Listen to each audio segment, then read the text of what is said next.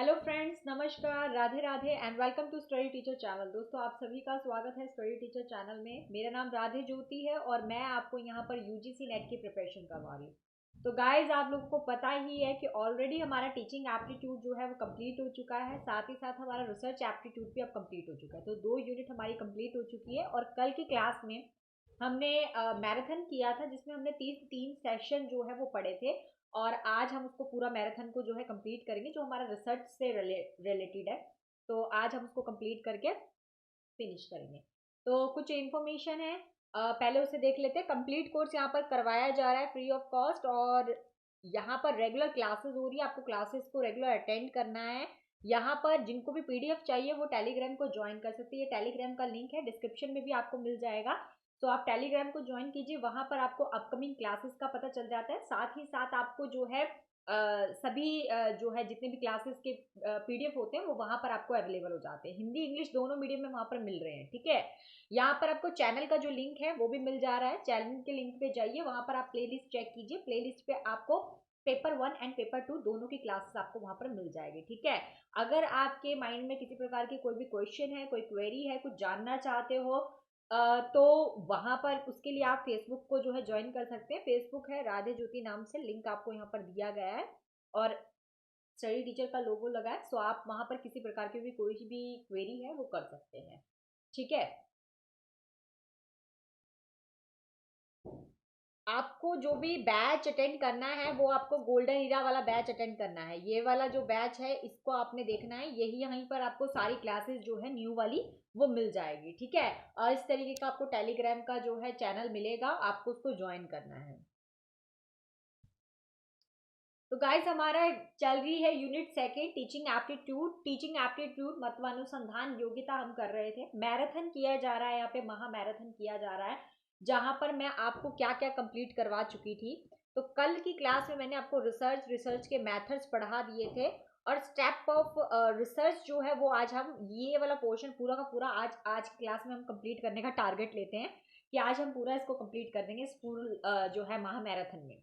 ठीक है, तो चलिए शुरू करते हैं, देरी ना करते, क्योंकि काफी लंबा हो जाता है और फिर आपको पता ही है। तो जो भी ऑलरेडी जो है पढ़ चुके हैं टीचिंग एप्टीट्यूड, उनके लिए मैराथन बड़ा काम का है। सो वो मैराथन देखकर अपनी पूरी रिवीजन कर सकते हैं, होल रिवीजन करके प्रैक्टिस कर सकते हैं। ठीक है, तो चलिए शुरू करते हैं क्लास को। ये सब मैं आपको पढ़ा चुकी थी और अब हम आगे करेंगे। टाइप्स भी हम लोग डिस्कस कर चुके थे यहाँ पर। आज हम स्टेप्स पढ़ेंगे।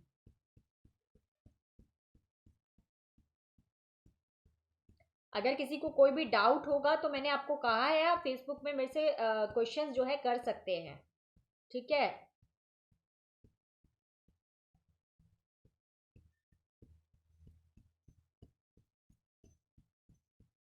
ये सारा मैं पढ़ा चुकी हूँ आप लोगों को। और आज हमने जहाँ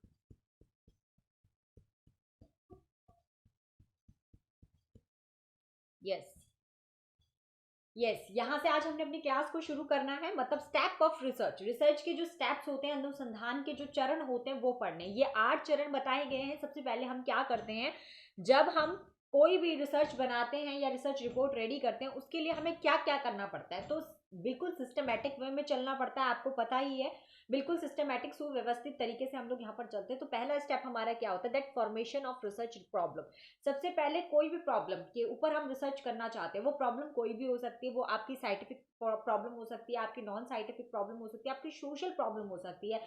चाहे वो डॉरी सिस्टम हो, चाहे वो कोविड हो, चाहे वो रैगिंग हो, चाहे वो अनएम्प्लॉयमेंट हो, चाहे वो लिटरेसी जो है लिटरेसी हो। तो किसी भी तरीके का आपका कोई भी इशू हो सकता है। ठीक है, तो सबसे पहले यहाँ पर हम उस प्रॉब्लम का रिसर्च करते हैं कि हाँ ये प्रॉब्लम है, ये इस प्रॉब्लम के ऊपर मैं जो है रिसर्च करना चाहती हूँ या चाहता हूँ। यहाँ पर आप प्रिपेयरिंग करते हैं रिसर्च का डिजाइन। यहाँ पे आप डिजाइन प्रिपेयर करोगे उसके रिगार्डिंग जिसके ऊपर आप करना चाहते हो। ठीक है, फिर आप क्या करते हो, यहाँ पे डेवलपिंग डाटा कलेक्शन इंस्ट्रूमेंट। अब यहाँ पर आप सोचना शुरू करते हो कि आपके लिए इसके लिए आप क्या क्या करेंगे, मतलब कौन कहाँ कहाँ से डाटा कलेक्ट करेंगे, प्राइमरी डाटा लेंगे, सेकेंडरी डाटा लेंगे, या कहाँ से डाटा कलेक्ट करेंगे, कौन सा मेथड यूज करेंगे, ये सारी चीजें आप यहाँ पर जो है डिसाइड करते हो कि आपने यहाँ पर करना क्या है। एंड सिलेक्टिंग द सैंपल, यहाँ पर आप सैंपल्स बनाने शुरू कर देते हो कि आपको कितने लोगों से क्वेश्चन पूछना है, किस तरीके के क्वेश्चन पूछने, क्या क्या क्वेश्चंस में होना चाहिए, पैटर्न क्या होना चाहिए, यहाँ पर आप बिल्कुल सैम्पलिंग उसकी कर देते हो, सिलेक्टिंग करके सैम्पलिंग करते हो। अभी यहाँ तक तो आप सारा सोचने का ही काम कर रहे हो, मतलब यहाँ पर आपने क्या करना है अभी आप सिर्फ प्लान आउट कर रहे हो। लेकिन फिफ्थ स्टेप में क्या होता है, फिफ्थ स्टेप में राइटिंग अ रिसर्च रिपोर्ट। यहाँ पर आप एक रिसर्च जो है रिसर्च प्रपोजल रेडी कर देते हैं, रिपोर्ट नहीं प्रपोजल रेडी कर देते हैं। यहाँ पर आप पूरा जो है अपना बना लेते हैं कि आपको क्या प्लानिंग करनी, कैसा डिजाइन होगा, कैसा आपने डाटा कलेक्शन करना है, कैसी सैम्पलिंग होगी, ये सारी चीज आप अपनी राइटिंग जो प्रपोजल होता है उसमें आप डाल देते हो। उसके बाद आप यहाँ से वर्क करना शुरू होते हो, मतलब यहाँ से जो एक्शन का काम होता है ना दोस्तों, यहाँ से आपका एक्शन का काम जो है वो बिल्कुल शुरू हो जाता है। यहाँ पर आप डाटा को कलेक्ट करने के लिए जगह जगह जाते हैं, डाटा को कलेक्ट करते हैं, प्राइमरी डाटा, सेकेंडरी डाटा, जैसा भी आपको सूटेबल लगेगा उस इशू के रिगार्डिंग, उसके अकॉर्डिंगली आप डाटा को यहाँ पर कलेक्ट करते हो। फिर आप क्या करते हो, यहाँ पर प्रोसेसिंग करते हो और एनालिसिस करोगे उस डाटा का, उस डाटा को लोगे, एनालिसिस करोगे उसका अच्छे से, कौन सी चीजें आपकी काम की कौन सी नहीं है उसे कट करोगे, मतलब यहाँ पे एडिटिंग का काम पूरी तरीके से प्रॉपर वे में होता है, ठीक है।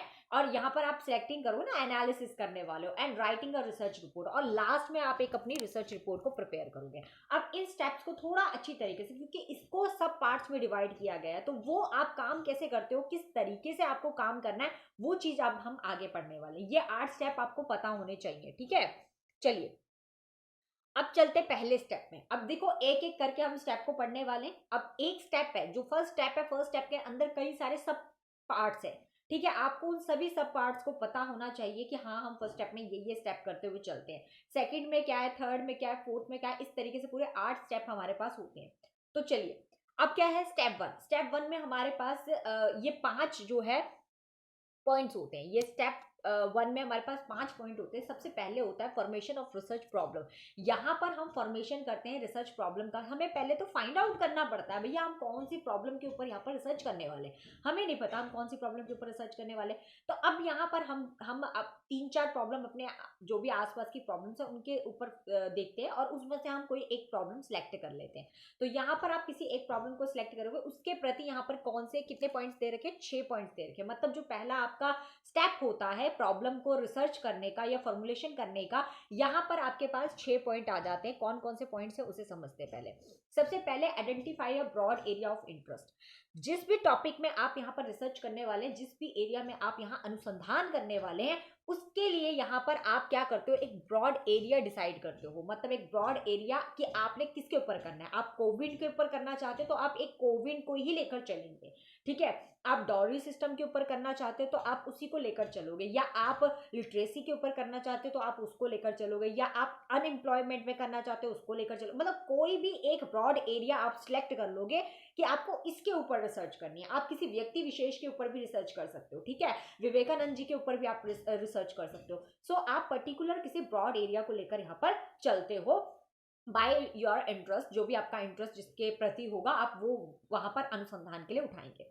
सेकेंड पॉइंट क्या होता है, dividing the broad area into sub areas. यहाँ पर आप क्या करते हो, अपने ब्रॉड एरिया को सब पॉइंट्स में डिवाइड करते हो, अलग अलग चीजों में डिवाइड कर देते हो। मतलब यहाँ पर जैसे मान लीजिए कि आपने जो है कोविड को ले लिया, तो यहाँ पर आप कोविड को लेकर क्या क्या करने वाले हो, कोविड कैसे हुआ, कॉज देखोगे तो एक सब टॉपिक आपका हो जाएगा। पहले ये प्रॉब्लम होती कैसे है, फिर इसके रेमेडीज क्या क्या है, इसकी वैक्सीन कौन कौन सी निकली। तो अलग अलग इसका ये सब टॉपिक्स मैंने बना दिए। तो इस तरीके के आप सब टॉपिक्स वहां पर बना दोगे उस टॉपिक को लेकर, ठीक है। ऐसा नहीं कि ब्रॉड एरिया कुछ और ले लिया और सब टॉपिक कोई कहीं और के बना दिया, ऐसा नहीं। जो टॉपिक लिया है उसी के ब्रॉड एरिया। जैसे आप लोगों ने कई स्कूल टाइम पर ऐसे वगैरह लिखे होंगे ना, आर्टिकल्स ऐसे वगैरह लिखे होंगे, क्या होता था उसमें, आप ऐसे में क्या करते थे, एक टॉपिक होता था, पर्टिकुलर टॉपिक के फिर अलग अलग पॉइंट्स बना देते थे, सब पॉइंट्स बना देते, बिल्कुल वही सीरीज यहाँ पर चलती है, ठीक है। अब इसका तीसरा पॉइंट क्या कहता है, focus on in selecting the area of interest. अब देखिए यहाँ पर क्या होता है कि आप जो भी आपने टॉपिक सिलेक्ट किया उसके प्रति आपका इंटरेस्ट होना बहुत जरूरी होता है। क्यों होता है, क्योंकि देखिए आप किसी की चीज के ऊपर रिसर्च करने वाले, आप पीएचडी करोगे तो आप पीएचडी 3 साल के करोगे, 5 साल के करोगे, जो भी आपको सुटेबल लगे, जितना आपको लगेगा कि हाँ इसके ऊपर इतने साल तक जो है हमें रिसर्च करनी पड़ेगी, तो आप उतना टाइम तो दोगे ना रिसर्च में। तो यहाँ पर आप क्या करते हो, यहाँ पर आपका इंटरेस्ट होना बहुत जरूरी है। इंटरेस्ट नहीं होगा तो आप एक दिन करोगे, एक महीना करोगे, आप बोर हो जाओगे, ठीक है। तो यहाँ पर आप बोर ना हो तो आप उसके लिए क्या करोगे, उस टॉपिक के प्रति आपका इंटरेस्ट होना जरूरी है, तभी आप उस टॉपिक को सिलेक्ट करोगे। यहाँ पर चौथा पॉइंट क्या कहता है, यहाँ पर identify the gaps and raising the research questions. यहाँ पर आप क्वेश्चंस प्रिपेयर करोगे, एक लिस्ट तैयार करोगे, all the questions are researcher wants to find the answers to. यहाँ पर वो क्वेश्चंस प्रिपेयर करेंगे कि हमने इसके रिगार्डिंग क्वेश्चंस बनाने हैं, जैसे कोविड के, कि कोविड कैसा फैल रहा है, क्या इसके प्रॉब्लम्स है, किस किस तरीके से ये हो रहा है, लोगों में क्या किन जिसको कोई प्रॉब्लम है उसको ऑलरेडी अगर कोविड हो जाए तो फिर वो कैसे मतलब करेगा। तो मतलब हर एक तरीके से यहाँ पे आप क्वेश्चन प्रिपेयर करने वाले हो और आपको उन क्वेश्चंस के आंसर्स फाइंड आउट करने हैं, यही काम आपका यहाँ पर रिसर्च में होता है।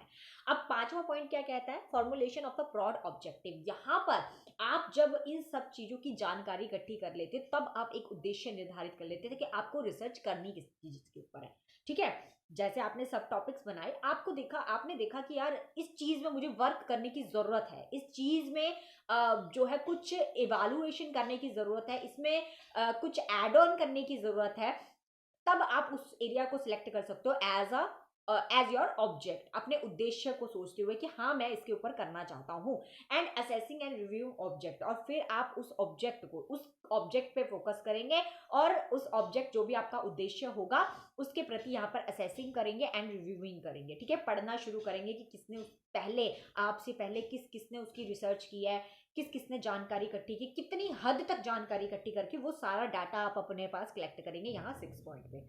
तो ये 6 पॉइंट आपके फर्स्ट स्टेप के हैं। चलिए अभी इसमें नहीं जाते, अभी हम अब यहाँ पर सेकंड पॉइंट देखेंगे। पहला पॉइंट क्या हो गया, फॉर्मेशन ऑफ रिसर्च प्रॉब्लम, जिसमें हमने 6 टाइप्स पढ़े यहाँ पर कि इंटरेस्ट होना चाहिए, एक ब्रॉड एरिया सेलेक्ट करते हैं, सब टॉपिक्स बनाते हैं, ब्रॉड एरिया सेलेक्ट करते हैं, इंटरेस्ट होना चाहिए, साथ ही साथ हम क्या करते हैं, इंटरेस्ट होने के साथ साथ फिर एक उद्देश्य निर्धारित करते हैं और फिर उद्देश्य के प्रति आप हम यहाँ पर असेसिंग एंड रिव्यूइंग करते हैं। ये स्टेप आपने कर लिए फर्स्ट स्टेप पे। सेकंड में क्या करते हो आप, इंटेंशनल लिटरेचर रिव्यू। यहाँ पर आप लिटरेचर रिव्यू पढ़ते हैं। अब देखिए आपने अपना ऑब्जेक्टिव, अपना उद्देश्य निर्धारित कर लिया कि आप कोविड के अंदर इस टॉपिक को पढ़ने जा रहे हैं, मतलब इस टॉपिक पे ही आप अपनी पूरी रिसर्च करने वाले हैं, ठीक है। फाइनल कर दिया आपने, टॉपिक सिलेक्ट कर दिया, फाइनल कर दिया कि आप इस उद्देश्य को लेकर अपनी पूरी रिसर्च करने वाले हैं। तो यहाँ पर आप उससे रिगार्डिंग किसने पहले रिसर्च कर रखी है, आप उनके डाटा को यहाँ पर कलेक्ट करेंगे, उनके लिटरेचर रिव्यू पढ़ेंगे। क्यों पढ़ रहे हैं लिटरेचर रिव्यू, क्या जरूरत, क्या हमको लिटरेचर रिव्यू पढ़ने की जरूरत इसलिए है कि आगे आपको पहले तो पता होगा, आपके पास एग्जिस्टेड डाटा होगा, आप किसी की प्रति रिसर्च करने जा रहे हो तो जो पहले से डाटा कलेक्शन हो रखा है उसको आपको कंक्लूड करके उसकी और नॉलेज लेनी पड़ेगी, आपको जानकारी इकट्ठी करनी पड़ेगी। आप थोड़ी और जानकारी इकट्ठी करोगे ताकि आप आगे जाके क्या कर सको, उसको सही कर सको या ठीक कर सको, ठीक है। उसमें कुछ इंप्रूवमेंट करना चाहते हो, इंप्रूवमेंट कर सको, न्यू कंट्रीब्यूशन कर सको। New contribution is called a research, ठीक है। कोई न्यू कंट्रीब्यूशन कर रहा वही तो रिसर्च कहलाता है यहाँ पर। तो वही चीज यहाँ पर करनी है, वो कब होगी, जब आपके पास एग्जिस्टेड नॉलेज होगी। एग्जिस्टेड नॉलेज कहाँ से मिलेगी, बाय लिटरेचर रिव्यू से मिलेगी, ठीक है। तीसरा पॉइंट होता है यहाँ पे सब फॉर्मेशन ऑफ ऑब्जेक्ट। यहाँ पर आपने जो उद्देश्य निर्धारित किया था उसका एक मेन ऑब्जेक्ट होगा और एक बाकी वहां पे उसके सब ऑब्जेक्ट्स होंगे। तो यहाँ पर एक मेन ऑब्जेक्ट बना दोगे, एक सब ऑब्जेक्ट्स बना दोगे, ठीक है। चौथे पॉइंट्स में क्या होता है, main consideration of selecting a research problem. अब यहाँ पर कुछ रिसर्च की प्रॉब्लम के कंसिडरेशन दे रखे जिसके अंदर 7 पॉइंट्स आते हैं। तो क्या क्या पॉइंट्स दे रखे हैं उसको यहाँ पर समझ लेते हैं। कंसिडरेशन में देखिए यहाँ पर आपके जो है 7 पॉइंट कौन कौन से दे रखे हैं। पहला होता है कि जो भी आपने टॉपिक सिलेक्ट किया है या जो भी आपने रिसर्च के लिए, अनुसंधान के लिए टॉपिक सिलेक्ट किया उसके प्रति आपका इंटरेस्ट होना बहुत जरूरी है। बिल्कुल इंटरेस्ट नहीं होगा तो आप कैसे करेंगे। दूसरी चीज यहाँ पर यह है कि मैग्नीट्यूड होना चाहिए, उसका एक आकार होना चाहिए, मैग्नीट्यूड होना चाहिए, एक आकार होना चाहिए कि आप कहाँ तक, किस हद तक आप उसकी रिसर्च करने वाले हो, आपको वहां पर कितना बजट लगेगा, आप वहां पर वो चीज कर भी पाओगे कि नहीं कर पाओगे, उसके लिए कितना रिस्की वर्क है या कैसा है, या उसका कोई पर्पस भी है, कोई फायदा भी होने वाला है कि नहीं आना, कि आप ऐसी उसके प्रति रिसर्च करती जा रहे हो। मतलब वो कुछ आगे जाके उसका कोई फायदा भी होना चाहिए। ऐसा नहीं कि कोई भी टॉपिक उठा दिया और उसके ऊपर रिसर्च करने शुरू कर दी। ऐसा नहीं होना चाहिए। सो मैग्नीट्यूड यहाँ पर फाइनल करना पड़ता है आपको। मेजरमेंट ऑफ कंसेप्ट, यहाँ पर कंसेप्ट का क्या करना पड़ता है, मापना पड़ता है, मेजरमेंट करना पड़ता है। आपको श्योरिटी करनी पड़ती है कि जो भी आप स्टडी कर रहे हो वो बिल्कुल ठीक है कि नहीं है, हर एक कॉन्सेप्ट को चेकआउट करना पड़ता है। लेवल ऑफ एक्सपर्टाइज, यहाँ पर एक आप लेवल ऑफ एक्सपर्टाइज भी होता है, मतलब आपको यहाँ पर जो जानकारी आप इकट्ठी कर रहे हो ना, उस जानकारी के प्रति आपको यहाँ पर एक्सपर्ट बन जाना चाहिए। ऐसा ना हो कि आप जिस टॉपिक के कोविड के प्रति आप यहाँ पर जानकारी इकट्ठी कर रहे हैं, आपको खुद को उसकी कोई नॉलेज ही नहीं है, ठीक है, तो ऐसा नहीं होना चाहिए। इसलिए आपको वो लिटरेचर रिव्यू पढ़वाए जाते हैं। वो क्यों पढ़वाए जाते हैं, ताकि आपको उसके प्रति अगर कोई जानकारी नॉलेज नहीं भी है ना, तो वो भी हो जाए। यहाँ पर आप अपनी नॉलेज को भी एनहांस करने की कोशिश करते हो, बढ़ाने की कोशिश करते हो। समझ आया? तो ये कुछ पॉइंट्स होते हैं, और पॉइंट्स भी हैं इसमें। रेलेवेंस होना चाहिए, बिल्कुल रेलेवेंस होना चाहिए, बिल्कुल सही होना चाहिए, सत्य पर आधारित होना चाहिए, किसी तरीके का प्लैगमरिज्म नहीं होना चाहिए यहाँ पे, ठीक है। मतलब आप साहित्य की चोरी ना करें, ऐसा भी ख्याल आपको रखना पड़ता है। मतलब यहाँ पर तो आप एग्जिस्टेंट नॉलेज ही इकट्ठी कर रहे हो, मतलब नॉलेज को इकट्ठा करने का आप यहाँ पर काम कर रहे हो, फॉर्मुलेशन करने का काम कर रहे हो, बिल्कुल पॉलिसी से आप यहाँ पर चलते हो। This is helps to sustain the interest in study, ताकि आपका जो इंटरेस्ट है ना वो बना रहे। तो एक पढ़ने वाले का भी इंटरेस्ट बना रहे और जो बना रहा है उसका भी एक इंटरेस्ट बना रहेगा, तो एक न्यू न्यू चीजें यहाँ पर क्रिएट करेगा। तो और वो चीजें सही भी होनी चाहिए, रेलेवेंस भी होनी चाहिए। साथ में यहाँ पर अवेलेबिलिटी ऑफ डाटा, यहाँ पे डाटा की अवेलेबिलिटी, जो भी टॉपिक आपने सिलेक्ट किया है अनुसंधान के लिए, उसके प्रति जो है डाटा भी होना चाहिए। ऐसा ना हो कि आपने कोई एक ऐसा न्यूज या टॉपिक उठा लिया रिसर्च करने के लिए कि भैया मैं इसके ऊपर रिसर्च करना चाहता हूं, अब उसके प्रति आप नेट पे भी देख रहे हो तो कुछ नहीं मिल रहा, आप जो है बुक्स में भी देख रहे हो वहां पे भी कुछ नहीं मिल रहा, लिटरेचर रिव्यू देख रहे हो तो कुछ मिल नहीं रहा। क्यों? क्योंकि कभी नहीं, कभी किसी व्यक्ति ने उसके ऊपर रिसर्च की ही नहीं, ठीक है, और आप उसके ऊपर रिसर्च करने जा रहे हो। तो यहाँ पर ऐसा ना हो कि कोई टॉपिक आपने सिलेक्ट किया उसके प्रति कोई डाटा ही ना हो, तो डाटा भी अवेलेबल होना चाहिए। समझ आ रहे हो? डाटा भी होना चाहिए, तभी तो आप उसके प्रति एग्जिस्टिंग नॉलेज को ले पाओगे, ताकि आप कुछ न्यू कंट्रीब्यूट कर सको। यहाँ पर एथिकल इश्यूज भी होते हैं, बिल्कुल एथिकल कुछ आचार नीति भी होती है जिनको फॉलो करना पड़ता है। आचार नीति के अकॉर्डिंगली हमें यहाँ पर चलना पड़ता है, प्रॉब्लम्स को फेस करना पड़ता है, ठीक है। मतलब मान लीजिए कि आपने कोई डाटा कलेक्ट किया है या कोई डाटा लिया है, तो वो डाटा जो है, जिसने भी आपको वो डाटा दिया है या उसने उसके कुछ अपने जो है नियम है, वो आपको बोल रहा है कि भाई मैं आपको बता तो रहा हूं लेकिन आप किसी को मत बताना, ठीक है, किसी से ये बात शेयर मत करना या किसी को मत बताना, मैं सिर्फ हेल्प कर रहा हूं ताकि लोगों का कल्याण हो सके, ठीक है। तो आपने भी उसकी बात को गुप्त रखना है। तो यहाँ पे कुछ नीति होती है, कुछ रूल्स रेगुलेशंस होते हैं जब आप एक अनुसंधान करने के लिए जाते हो, ठीक है। तो यहाँ पे एथिकल इश्यूज भी बहुत सारे जो है देखने को मिलते हैं। तो ये कुछ 7 पॉइंट्स थे जो मैंने बताए आपको। फिर से बैक चलते हैं। तो पहला, दूसरा, तीसरा पॉइंट हो चुका है। चौथा पॉइंट भी आपका कंसीडरेशन, जिसमें 7 पॉइंट्स जो थे वो मैं आपको डिस्कस कर चुकी हूँ। अब कुछ होता है फॉर्मुलेशन ऑफ हाइपोथेसिस। यहाँ पर आप हाइपोथेसिस क्रिएट करते हो, यहाँ पर आप परिकल्पना बनाना शुरू करते हो उस टॉपिक के प्रति। मतलब आपने कोविड सिलेक्ट किया था, अब आप वहां पे परिकल्पना बनाते हो। तो उसके अंदर 2 तरीके की परिकल्पना होती है, एक होती है नल हाइपोथेसिस, एक होता है अल्टरनेटिव हाइपोथेसिस। 2 तरीके के हाइपोथेसिस होते हैं, और जो फॉर्मेशन हाइपोथेसिस होते हैं ना, वो 3 प्रकार की होती है। उसके अलग अलग 3 टाइप्स हैं। पहला होता है डिस्क्रिप्टिव हाइपोथेसिस, दूसरा होता है रिलेशनल हाइपोथेसिस, और तीसरा होता है एक्सप्लेनेटरी हाइपोथेसिस। ये 3 तरीके हाइपोथेसिस, इसको अब हम आगे पढ़ लेंगे, ठीक है।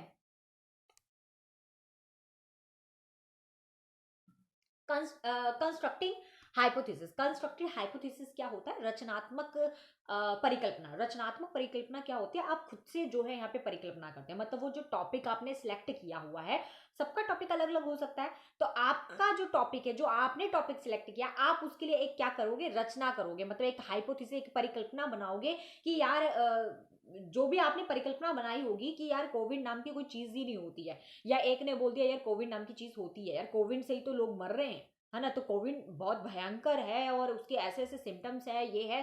तो एक परिकल्पना बना दी कि है।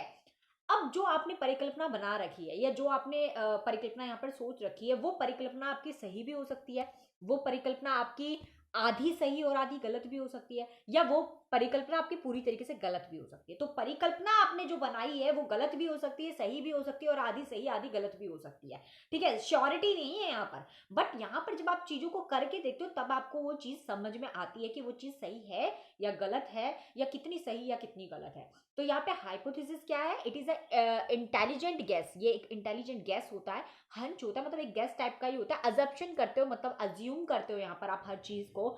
सस्पिशियस होता है, असर्शंस होता है and ideas about to phenomena, जो भी फिनोमिना हुआ है, जो भी नेचुरल हैपनिंग हुई है, कोई भी रिलेशनशिप है या कुछ भी, आप कोई भी वेरिएबल लेकर यहाँ पर चल रहे हो, तो आप उनके बीच में रिलेशन क्रिएट करते हो, एक हाइपोथेसिस क्रिएट करते हो। जैसे कि फॉर एग्जाम्पल मैं आपको दूं, तो कोई व्यक्ति है और उस व्यक्ति डॉरी सिस्टम है, तो उसके साथ जो है दहेज प्रथा का सीन हुआ है लेडी के साथ। तो अब यहाँ पर वो लेडी नहीं बताना चाह रही है कि भाई मेरे साथ जो ये है, या इस तरीके से मेरे ऊपर अत्याचार किया जा रहा है या हैरासमेंट की जा रही है, तो वो जो है बता नहीं पा रही यहाँ पर कि किसने ये क्या किया। अब यहाँ पर हम एक हाइपोथेसिस क्रिएट कर सकते हैं आराम से कि शायद ऐसा हो सकता है कि उसका हस्बैंड उसके ऊपर इस तरीके का अत्याचार कर रहा होगा, या उसके ससुराल वाले उसके ऊपर इस तरीके का अत्याचार कर रहे होंगे। ठीक है, तो मतलब हम क्या कर रहे हैं, एक टाइप ऑफ गैस ही तो कर रहे हैं। वो गैस क्या है, दिस इज अ हाइपोथेसिस, ये एक परिकल्पना हम बना रहे हैं कि ऐसा हो सकता है, बट क्या पता वो बात सत्य भी हो सकती है, वो बात गलत भी हो सकती है, वो हाइपोथेसिस गलत भी हो सकती है,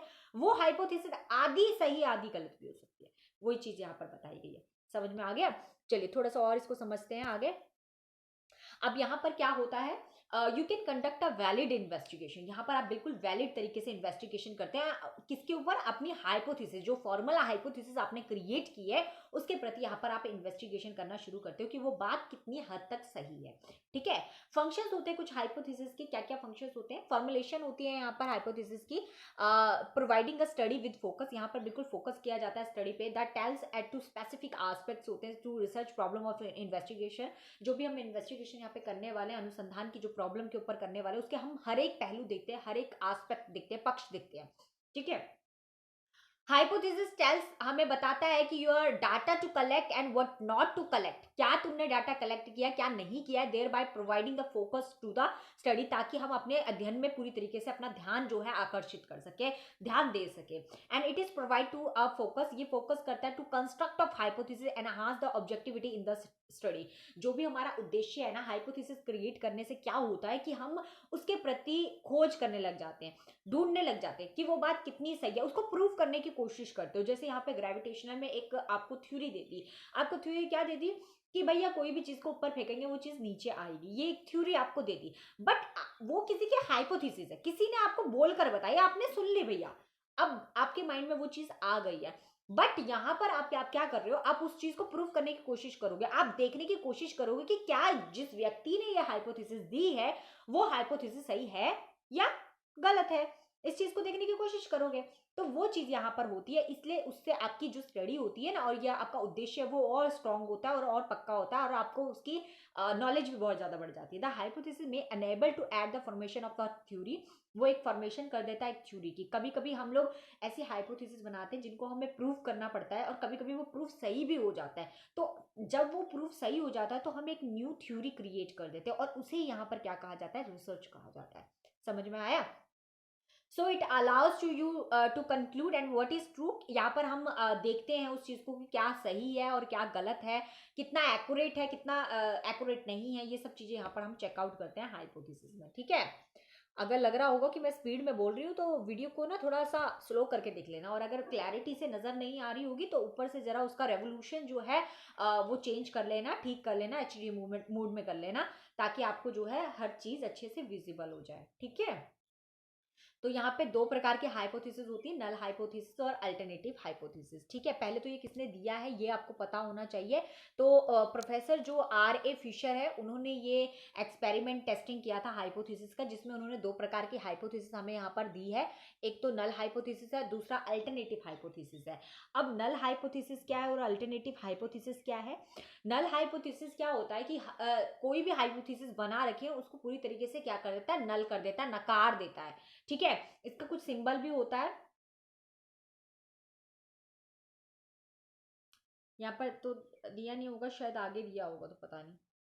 ठीक है, तो एच ओ इसका सिंबल होता है, तो एच ओ से इसको डिनोट करते हैं नल हाइपोथेसिस को, जो कि क्या करता है कि किसी चीज को नकार देता है, पूरी तरीके से नकार देना। जैसे कि फॉर एग्जांपल मैं कहूँ कि हम बातचीत कर रहे हैं या हम हाइपोथेसिस बना रहे हैं कि लोगों की जो जान जा रही है, व्यक्तियों की जो जान जा रही है, इतने लोग मर रहे हैं, इनका कारण क्या है? इनका कारण है कि ये कोविड के कारण मर रहे हैं। ठीक है, इनमें कोविड का कुछ इस प्रकार का बैक्टीरिया यहाँ पर इनकी बॉडी के अंदर चला गया है, जिसके कारण लोगों की जान जा रही है और एक के बाद एक धड़ाधड़ मरते चले जा रहे हैं। लेकिन नल हाइपोथेसिस क्या बोलता है? नल हाइपोथेसिस साफ इस चीज को नकार देता है। नल हाइपोथेसिस सीधा बोल देता है भैया ऐसे कोविड नाम की तो कोई चीज ही नहीं है जिसकी वजह से ये लोग मर रहे हैं। ऐसा हो सकता है कि ये लोग मर रहे हैं तो कोई और कारण हो सकता है, कोई बीमारी हो सकती है इन लोगों को, लेकिन कोविड जो है, कोविड के कारण मर रहे हैं तो कोविड नाम की तो कोई चीज ऐसी कोई है ही नहीं। तो मतलब पूरी तरीके से जो नल हाइपोथेसिस होता है ना वो चीजों को नकार देता है। अल्टरनेटिव हाइपोथेसिस क्या होता है? अल्टरनेटिव हाइपोथेसिस होता है जो हाँ बोलता है, एक्सेप्ट करता है कि हाँ ऐसा हो सकता है कि कोविड नाम की कोई बीमारी हो या कोविड नाम की कोई चीज हो, बैक्टीरिया हो, जिसके कारण जो है लोगों की जान जा रही हो। तो यहाँ पर जो अल्टरनेटिव हाइपोथेसिस होता है वो चीजों पे हाँ भरता है और मानता है उस चीज को। ठीक है, तो यहाँ पर क्या होता है कि नल हाइपोथेसिस तो मना कर देता है और अल्टरनेटिव हाइपोथेसिस हाँ कर देता है। तो कभी कभी क्या होता है कि दोनों के बीच में जो है सैम्पलिंग एरर आ जाता है। सैम्पलिंग एरर कैसे आ जाता है? जब टेस्टिंग करते हैं तो डाटा कभी कभी हम लोग गलत डाटा ले लेते हैं, तो उसमें जब गलत डाटा हम ले लेंगे तो उससे क्या हो जाएगा, हमारा यहाँ पर एरर सैम्पलिंग आ जाएगा। कैसे आ जाएगा? फॉर एग्जाम्पल मैं आपको दूं कि किसी व्यक्ति ने किसी एक व्यक्ति ने जो है चोरी की है। ठीक है, मैंने यही एग्जाम्पल दिया था शायद कि किसी एक व्यक्ति ने जो है चोरी की है, और चोरी की है तो क्या हुआ कि जब उसका इंटरव्यू लेने के लिए गए, जब उसके पास गए और उससे पूछा कि भाई तूने चोरी की है, तो भैया चोरी करने वाला जो है डर गया। बोला यार पुलिस मुझसे पूछ रही है कि भाई तूने चोरी की है, तो जाहिर सी बात है डर के मारे उसने बोल दिया भैया मैंने चोरी नहीं की है। ठीक है, तो यहाँ पर क्या होता है कि उसने बोला भाई मैंने चोरी नहीं की है, इस चीज को इस चीज का जो डाटा है वो कलेक्ट कर दिया नल हाइपोथेसिस ने।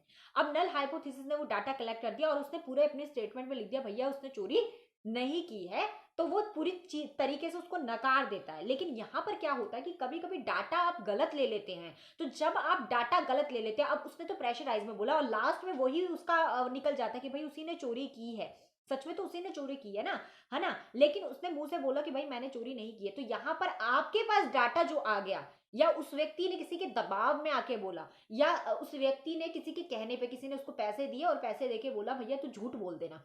ठीक है, तो उसने किसी भी दबाव में आकर, प्रेशर में आकर या डर के मारे उसने जो है गलत चीज, गलत स्टेटमेंट आपको दे दी। ठीक है, लेकिन आपके पास जो डाटा आ गया ना वो रॉन्ग डाटा आ गया, गलत डाटा आ गया। तो जब आपके पास डाटा गलत आ जाता है तो उसे आप कहते हो error sampling.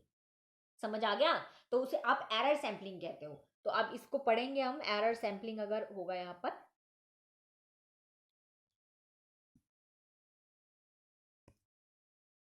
Yes, error sampling. ठीक है, सैंपलिंग एरर या एरर सैंपलिंग जो भी कह लो।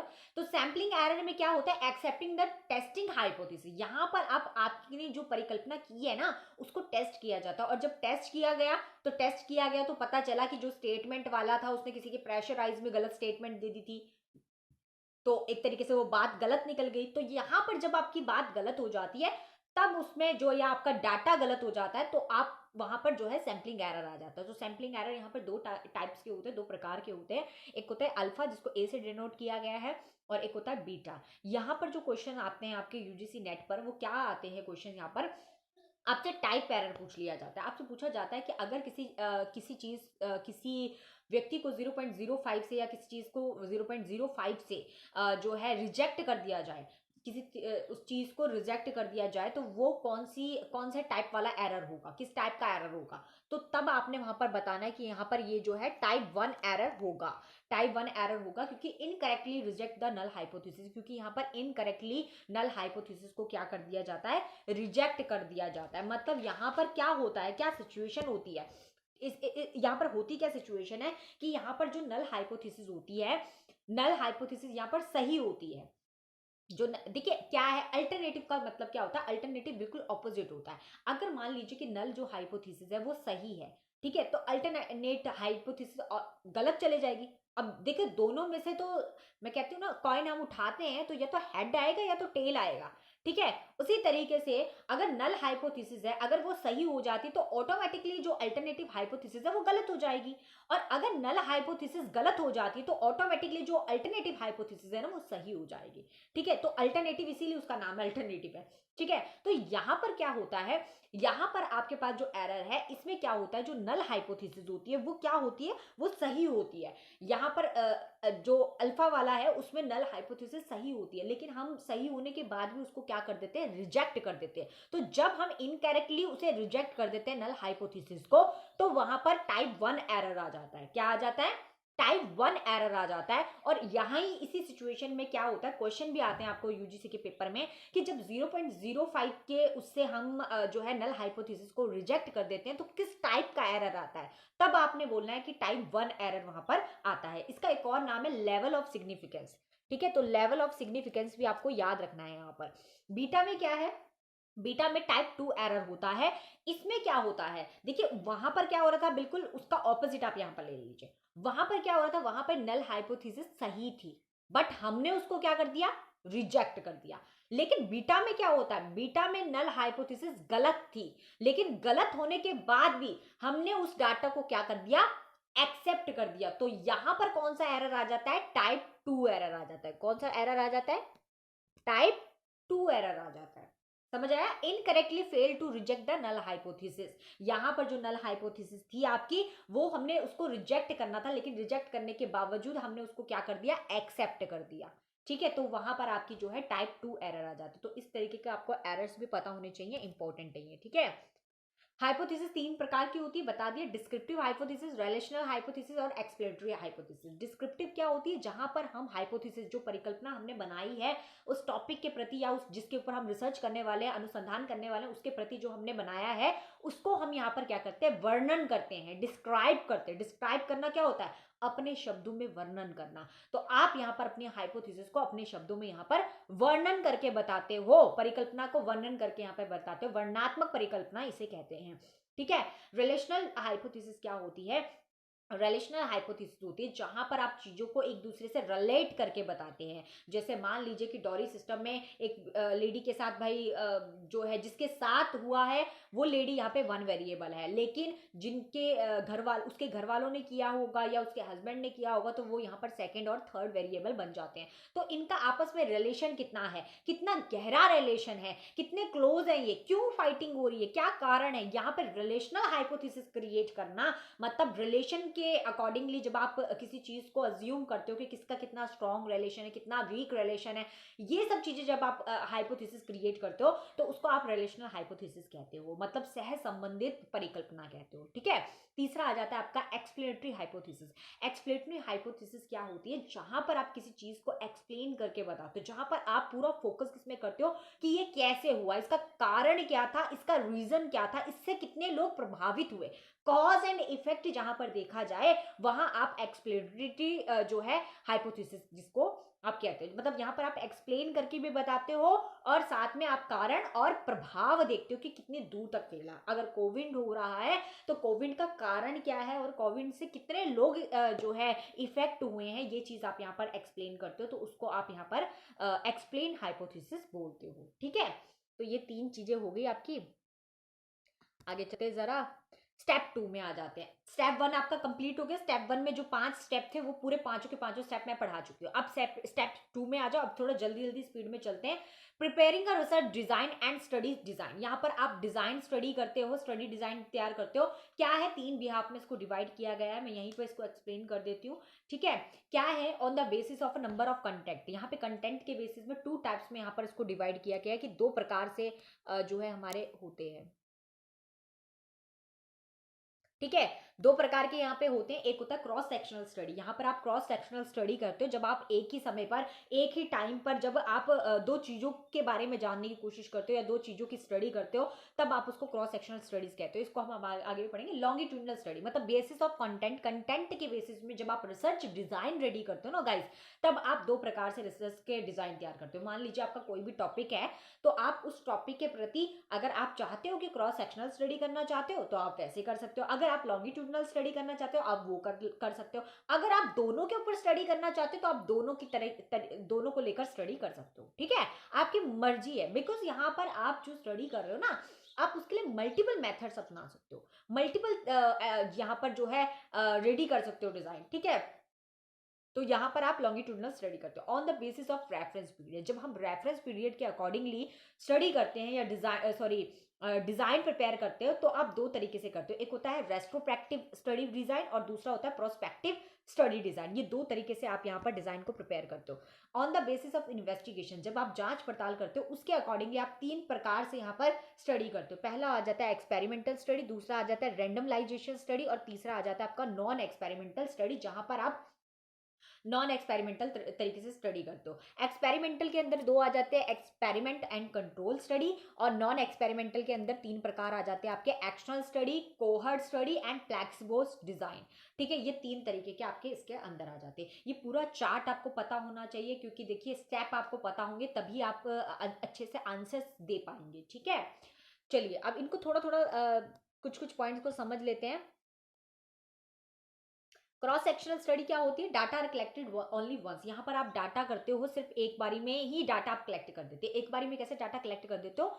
एक ही टाइम पर एक ही बार में। जैसे मान लीजिए कि आपके घर की कोई प्रॉब्लम थी या कैसे भी थी, तो आपने क्या किया, अपनी मदर को बुलाया, अपनी मदर से पूछा, मदर ने आपको जो डाटा दिया या जो इन्फॉर्मेशन आपने दी, आपने खाली वो ले ली। मतलब एक व्यक्ति से जब आप डाटा कलेक्ट कर रहे हो वंस टाइम में ही, एक ही बारी में आप जब डाटा कलेक्ट करते हो, तो उसको आप क्या कहते हो? यहाँ पे क्रॉस सेक्शनल स्टडी कहते हो। ठीक है, लॉन्गिट्यूडनल स्टडी क्या होती है? Data collected at several point of time. यहाँ पर आप डाटा को कलेक्ट करने के लिए अलग अलग बार डाटा को कलेक्ट करते हो। एक बार जाओगे, दूसरी बार जाओगे, तीसरी बार जाओगे, जितनी बार आपको सुटेबल लगेगा कि हाँ भाई मुझे डाटा को कलेक्ट करना चाहिए, मुझे एक बारी में इंफॉर्मेशन अच्छी तरीके से नहीं मिली है, तो आप उतनी बार जाते हो। तो यहाँ पर लॉन्गिट्यूडनल स्टडी कहते हैं, जैसे डाटा कलेक्टिंग करते हो but several points of time में।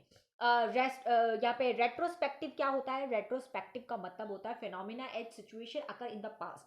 जो सिचुएशन हमारे पास्ट में हुई होती है, 20 साल पहले क्या हुआ था, आप जब उन चीजों के बारे में उन उन उस 20 साल पहले का जो डाटा अगर आप कलेक्ट करना चाहते हो, तो आप उसको क्या कहोगे? रेस्ट्रोफेक्टिव कहोगे। ठीक है, रेस्ट्रोफेक्टिव कहोगे, जहां पर आप क्या करते हो कि फिनोमिना कोई कोई दुर्घटना घटी है या कोई नेचुरल हैपनिंग हुई है, केदारनाथ की घटना घटी है, अब आप उसके बारे में स्टडी करने वाले हो, आप उसके बारे में रिसर्च करने वाले हो। तो आप क्या करोगे? आप 20 साल पहले जो हुआ था आप उसको देखोगे, आप पुरानी चीजों को यहाँ पे उठा उठा के देखोगे। तो यहाँ पर आप जब पास्ट की चीजों को, 20 साल पहले क्या हुआ था, 5 साल पहले क्या हुआ था, उन चीजों को जब आप उठाकर सिचुएशन को बाद में डाटा को कलेक्ट करते हो, डाटा को जाकर इकट्ठा करने की कोशिश करते हो, तो उसको आप रेट्रोस्पेक्टिव जो है यहाँ पर डिजाइन कहेंगे। ठीक है, एंड प्रोस्पेक्टिव क्या होता है? प्रोस्पेक्टिव होता है जब आप फ्यूचर का देखते हो कि आगे 10 साल बाद या 20 साल बाद लोगों के पास ये अवेलेबिलिटी होगी भी कि नहीं होगी, 20 साल बाद क्या होगा। ठीक है, आगे के बारे में सोचते हो, फ्यूचर के बारे में सोचते हो, तो likely to prevent to the phenomena in the future में क्या होगा, 20 साल बाद क्या होगा, वो सब जब बारे में डाटा कलेक्ट करते हो कि 20 साल बाद का डाटा क्या हो सकता है, तब आप यहाँ पर प्रोस्पेक्टिव जो है कहोगे। एक्सपेरिमेंटल ग्रुप क्या होता है? एक्सपेरिमेंटल ग्रुप एक ट्रीटमेंट ग्रुप होता है, जहां पर आप जो है ग्रुप रिसीविंग ट्रीटमेंट होता है, जहां पर आपके 6 से 10 लोग बैठे होते हैं और वो बिल्कुल आपके उस टॉपिक के एक्सपर्टाइज होते हैं, मतलब एक्सपर्ट होते हैं, विशेषज्ञ होते हैं, जो वहां पर आपको यहाँ पर एक्सपेरिमेंट करते हो। तो यहाँ पर इस तरीके से एक्सपेरिमेंट कर रहे हो आप, ए ग्रुप, एक व्यक्ति हो गया, एक बी व्यक्ति हो गया, एक सी व्यक्ति हो गया। तो यहाँ पर आप क्या कर रहे हो कि आपने कोविड की मेडिसिन बनाई, उस कोविड की मेडिसिन में इसको डोज ज्यादा दे दिया, इसको डोज थोड़ा सा कम दे दिया, और इसको आपने क्या दे दिया? प्लेक्सबो दे दिया। प्लेक्सबो मीन्स आपने एक हार्मलेस जो पिल होती है, प्लेसबो क्या होता है? Placebo design is a harmless pill. Harmless pill जो होती है आपने वो इसको दे दी ताकि आप इस व्यक्ति को कुछ ना हो। तो ये जो व्यक्ति है ना, ये आपका कंट्रोल ग्रुप में आ जाएगा। कौन से ग्रुप में आ जाएगा? कंट्रोल ग्रुप में आ जाएगा, क्योंकि आपने इसको किसी तरीके की जो है किसी तरीके की कोई डोज नहीं दिया, इसको आपने हार्मलेस पिल दी कि इसको कुछ ना हो। तो ये आपके कंट्रोल ग्रुप में है कि इसको कुछ होगा नहीं, आपके हाथों में है ये। लेकिन इन दोनों के ऊपर आप क्या कर रहे हो? ए और बी के ऊपर आप क्या कर रहे हो? एक्सपेरिमेंट कर रहे हो, क्योंकि यहाँ पर आपने एक को कम डोज दिया और एक को ज्यादा डोज दिया, तो इनमें कुछ ना कुछ तो चेंजेस होंगे। तो यहाँ पर इनके ऊपर क्या किया जा रहा है? एक्सपेरिमेंट किया जा रहा है। ठीक है, एक्शन रिसर्च क्या होती है? एक्शन रिसर्च वो होती है जहां पर आप इमीडिएट प्रॉब्लम का सोल्यूशन निकालते। कोविड आया अचानक से और आपने क्या किया? आपको गवर्नमेंट ने बोला भैया जल्दी से जल्दी मेडिसिन निकालो, क्योंकि लोग धड़ाधड़ मरते चले जा रहे हैं। तो आपने जल्दी से जल्दी कुछ करने की कोशिश की, तो आपने इमीडिएट सोल्यूशन में क्या निकाला? आपने इमीडिएट सोल्यूशन में अल्टरनेटिव जो आपने वो थे कि जैसे मास्क लगाइए, जो है वैक्सीन लीजिए, ये सब आपने अल्टरनेटिव जो है उसके फैक्टर्स जो है निकाले। तो यहाँ पर एक्शन रिसर्च क्या होता है, इमीडिएट किसी प्रॉब्लम का सोल्यूशन निकालना, ठीक है, रेमेडीज देना, उसको डायग्नोज करना उसी टाइम, जल्द से जल्द, ठीक है। यहाँ पे कोहर्ट स्टडी क्या होती है, कोहर्ट स्टडी होती है study of a common characteristics. जब हम कॉमन चीजों का कैरेक्टरिस्टिक्स करते हैं तो वहां पर आपका कोहर्ट स्टडी होती है। जैसे फॉर एग्जांपल मैं यहाँ बैठी हुई हूँ, मैं आप में से बोलूँ कि बताइए इनमें से आप में से ऐसे कौन कौन से बच्चे हैं जिन्होंने मास्टर कर रखी है, ठीक है, मास्टर करके एमएससी कर रखी हो, या जो है एमकॉम कर रखा हो, या एमए कर रखा हो, तो आप में से कौन कौन से बच्चे जिन्होंने मास्टर कर रखी है। तो यहाँ पे बहुत सारे कॉमन बच्चे निकल कर आएंगे, ज्यादा से ज्यादा कॉमन बच्चे यहाँ पर निकल कर ले आ जाएंगे, ठीक है। तो उसे आप यहाँ पर क्या कहते हो, जो है कोहर्ट स्टडी कह रहे हो। जब आप कॉमन यहाँ पर स्टडी करते हो, मतलब काफी लोगों को साथ लेकर चलते हो यहाँ पर। जैसे मैं बोल दूं यहाँ पर कि कौन कौन से लोग हैं जिनका जन्म जो है वो 1995 से 2000 के बीच में हुआ है, तो यहाँ पे बहुत सारे लोग ऐसे आ जाएंगे जिनका उस टाइम पे होगा। या मैं बोलूँ कि यहाँ पे कौन कौन सी जो है लेडीज हैं या कौन कौन सी गर्ल्स हैं जिनकी मैरिज हो रखी है और वो फिर भी अभी प्रिपरेशन कर रही है, तो बहुत सारी ऐसे निकल कर आ जाएंगी। सो ये होती है आपकी कोहर्ट स्टडी। जो कॉमन चीजें हम यहाँ पर स्टडी करते हैं उनको यहाँ पर कोहर्ट स्टडी कहते हैं, ठीक है। ये हो गया आपका। अब आगे चलते हैं। स्टेप 3 में क्या आएगा, थर्ड स्टेप में होता है डेवलपिंग डाटा कलेक्शन। यहाँ पर आप डाटा देखिए, फर्स्ट स्टेप में हमने क्या किया, फर्स्ट स्टेप में हमने पहले तो फाइंड आउट किया प्रॉब्लम, एक हाइपोथेसिस क्रिएट की, हाइपोथेसिस क्रिएट करके हमने एक सैंपल डिजाइन जो है वो रेडी किया, वो अलग अलग तरीके से आपने रेडी किया, क्रॉस सेक्शन था, कितना कुछ पढ़ाया मैंने आपको, इस तरीके से आपने डिजाइन को रेडी किया। अब यहाँ पर आप क्या कर रहे हो, यहाँ पर आप डाटा कहाँ से कलेक्ट करने वाले हो, ये अभी आप सोच ही रहे हो, अभी आप एक्शन में नहीं आए हो, अभी आप प्लान कर रहे हो, अभी आप एक लिख रहे हो कि आपको क्या क्या करना है, इसके लिए कहाँ कहाँ स्टडी करनी है, क्या क्या करना है, वो सारी चीजें अब आप प्लान कर रहे हो, अभी एक्शन में नहीं आए, एक्शन मोड में नहीं आए हो। तो डाटा, सबसे पहले तो आप डाटा कहाँ कहाँ से ले सकते हो। देखिए, जब रिसर्च आप करते हो तो रिसर्च के दौरान हम डाटा, प्राइमरी डाटा ले सकते हो। प्राइमरी डाटा होता है जब आप किसी जगह पर सर्वे करते हो, किसी का इंटरव्यू लेते हो, डायरेक्ट फेस टू फेस जो कनेक्शन होता है उसे आप क्या कहते हो, प्राइमरी डाटा। वो प्राइमरी आप डाटा कलेक्ट कर रहे हो, ठीक है।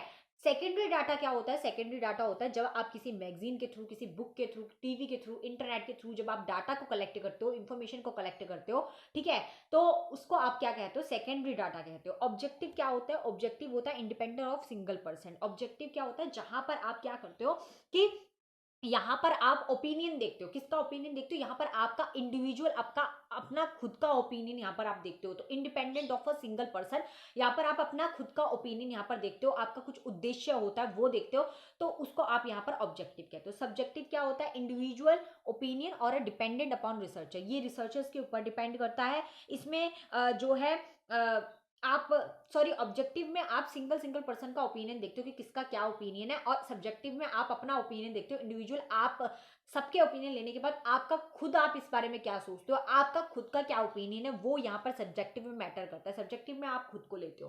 क्वालिटेटिव क्या होता है, क्वालिटेटिव होता है जहां पर आप गुणात्मक तरीके से डाटा कलेक्ट करते हो, गुण देखते हो कि भैया डिस्क्रिप्शन ऑफ थिंग्स क्या थी, नीड क्या थी, व्याख्या क्या करनी है, या किस तरीके से करना है, ये सब चीजें आप जब यहाँ पर देखोगे तो उसको, उसके गुणात्मक तरीके को जब आप बताओगे डाटा में, तो वहां पर आप उसको डाटा कलेक्शन करोगे। और क्वांटिटेटिव होता है जब आप मात्रात्मक तरीके से दिखते हो। आप देख रहे हो कि कोविड में कितने लोग मरे, तो 20 लोग मरे, 25 लोग मरे, 1000 लोग मरे, 500 लोग मरे, तो आप यहाँ पर एक एक व्यक्ति का यहाँ पर आप पूरा मेंशन कर रहे हो, क्योंकि आपके पास जो है क्वांटिटी है, क्वांटिटी के अकॉर्डिंगली आप यहाँ मेंशन कर रहे हो। तो स्टैटिकल यहाँ पर एनालिसिस किया जाता है, प्रॉपर सैंपलिंग की जाती है, मेजरमेंट नंबर्स में किया जाता है यहाँ पर, तो उसको आप क्वांटिटेटिव डाटा कहते हैं, ठीक है। फिर इसके मेथड्स क्या क्या होते हैं, देखिए इसके मेथड्स की बात करें तो 3 तरीके के मेथड यहाँ पर बताए हुए हैं, 3 आगे भी होगा शायद। तो मेथड्स में आता है, सबसे पहले आ जाता है ऑब्जर्वेशन। यहाँ पर आप क्या करते हो, ऑब्जर्व करते हो, मतलब ऑब्जर्वेशन करना, ऑब्जर्व करना। यहाँ पे एक स्ट्रक्चर तरीका होता है ऑब्जर्व करने का, structure for a formal list of 2 question will be asked. यहाँ पर अब स्ट्रक्चर वे क्या होता है, स्ट्रक्चर वे होता है आपने क्वेश्चंस प्लान कर रखे हैं, आप ऑलरेडी सोच के जा रखे हो कि भैया आपने ये क्वेश्चन पूछने हैं, तो आप वो क्वेश्चन पूछोगे, यहाँ पे एक स्ट्रक्चर वे हो गया। अनस्ट्रक्चर वे क्या होता है, अनस्ट्रक्चर वे होता है यहाँ पे आपने क्वेश्चन प्लान नहीं कर रखे, आपने एक क्वेश्चन पूछा, yes what is your name, आपका नाम क्या है, तो उसने अपना नाम बताया, उससे फिर आपने बोला अच्छा आपके नाम का क्या मीनिंग है, फिर आपने उससे कुछ और क्वेश्चन पूछ लिया, फिर उससे कुछ और क्वेश्चन पूछा, इससे आपका क्या होता है, इससे आपकी नॉलेज एनहांस होती है, उसके प्रति अलग अलग तरीके से आपको बहुत सारी जानकारी मिल जाती है, दैट इज अनस्ट्रक्चर वे। यहाँ पर आप प्लान करके नहीं गए थे, अनप्लान थी चीजें आपकी, तो अनस्ट्रक्चर वे हो जाएगा। ये फ्लेक्सिबल होता है, आप जितने मर्जी क्वेश्चन पूछ सकते हो, जितने लोगों से क्वेश्चन पूछ सकते हो, कोई क्वांटिटी नहीं है यहाँ पर, ठीक है। फिर क्या है, पार्टिसिपेशन ऑब्जर्वेशन, यहाँ पर पार्टिसिपेशन का ऑब्जर्वेशन किया जाता है, ठीक है, उनको देखा जाता है। और नॉन पार्टिसिपेशन ऑब्जर्वेशन, यहाँ पे बिना किसी ऑब्जर्वेशन के भी यहाँ पे पार्टिसिपेशन को लिया जाता है। कुछ ऐसे भी होते हैं जिनका जो है आप पार्टिसिपेशन तो लिया है बट इतना मेंशन नहीं करते। फिर क्या है यहाँ पे, नेक्स्ट आ जाता है आपका डिस्ट्रीब्यूट ऑब्जर्वेशन। डिस्ट्रीब्यूट ऑब्जर्वेशन क्या होता है, पार्टिसिपेशन आर नॉट अवेयर। यहाँ पर डिस्ट्रीब्यूट जो ऑब्जर्वेशन होती है उसमें पार्टिसिपेशन वालों को नहीं पता होता, मतलब जिनका हम इंटरव्यू ले रहे हैं या जिनसे हम क्वेश्चन पूछ रहे हैं उनको नहीं पता होता कि हम यहाँ पर स्टडी करने के लिए आ रखे हैं, हम यहाँ रिसर्च करने के लिए आ रखे हैं। बट हम क्या करते हैं, खड़े होकर कोई और क्वेश्चन पूछ रहा है बट हम उनको यहाँ पे मॉनिटर करते हैं, हम उनको चेकआउट करते हैं कि अच्छा, हमें उनकी सोच से, उनकी हर एक चीज़ से, उनके पहनावे, रहन सहन, हर चीज़ को यहाँ पर ऑब्जर्व कर रहे होते। तो उनको नहीं पता होता कि हम यहाँ पर उनका इंटरव्यू लेने आए हैं या उनसे किसी तरीके की जानकारी लेने के लिए आए हैं, ठीक है। अनडिस्ट्रीब्यूट ऑब्जर्वेशन क्या होता है, अनडिस्ट्रीब्यूट ऑब्जर्वेशन होता है यहाँ पर जिनके पास हम जा रहे हैं इंटरव्यू लेने के लिए उनको ऑलरेडी पता होता है कि हम उनका इंटरव्यू लेने आ रहे हैं। जैसे कि अगर मान लीजिए कि हमने नरेंद्र मोदी जी का, अपने प्राइम मिनिस्टर जो नरेंद्र मोदी जी है उनका इंटरव्यू लेना है, तो हम उनको बताएंगे कि भाई हम आपका इंटरव्यू लेने के लिए आए, तो वो ऑलरेडी प्रिपेयर होंगे, तो यहाँ पर उनको पता होगा, that is अनडिस्ट्रीब्यूट observation, okay.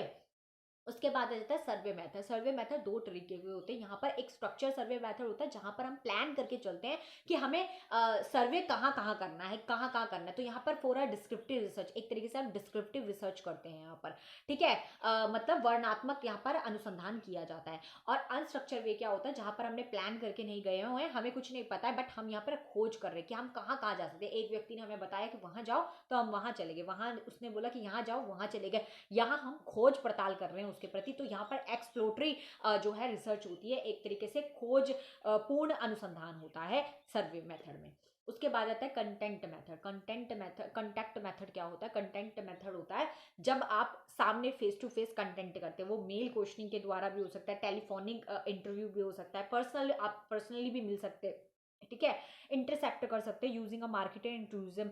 Intercepting का मतलब क्या होता है, इंटरसेप्टिंग का मतलब होता है जैसे कभी आप चलते फिरते हुआ होगा, चलते फिरते लोग नहीं पूछ लेते, अरे रुके रुके पहले बताइए, अच्छा आप वहां पर गए थे ना, आपको वहां पर कैसा लगा, क्या अच्छा है, आपको मजा आया, आप जो है उस मॉल में गए थे या आप उस मंदिर में गए थे, ठीक है, तो कैसा लगा। तो बीच बीच में रास्ते में रोक के पूछना, रोक के फिर पूछना, क्वेश्चनिंग करना, ठीक है, दैट इज इंटरसेप्ट करना, बीच बीच में रोक कर पूछना, ठीक है। एंड ग्रुप फोकस ग्रुप क्या होता है, फोकस ग्रुप में 6 से 12 लोग होते हैं।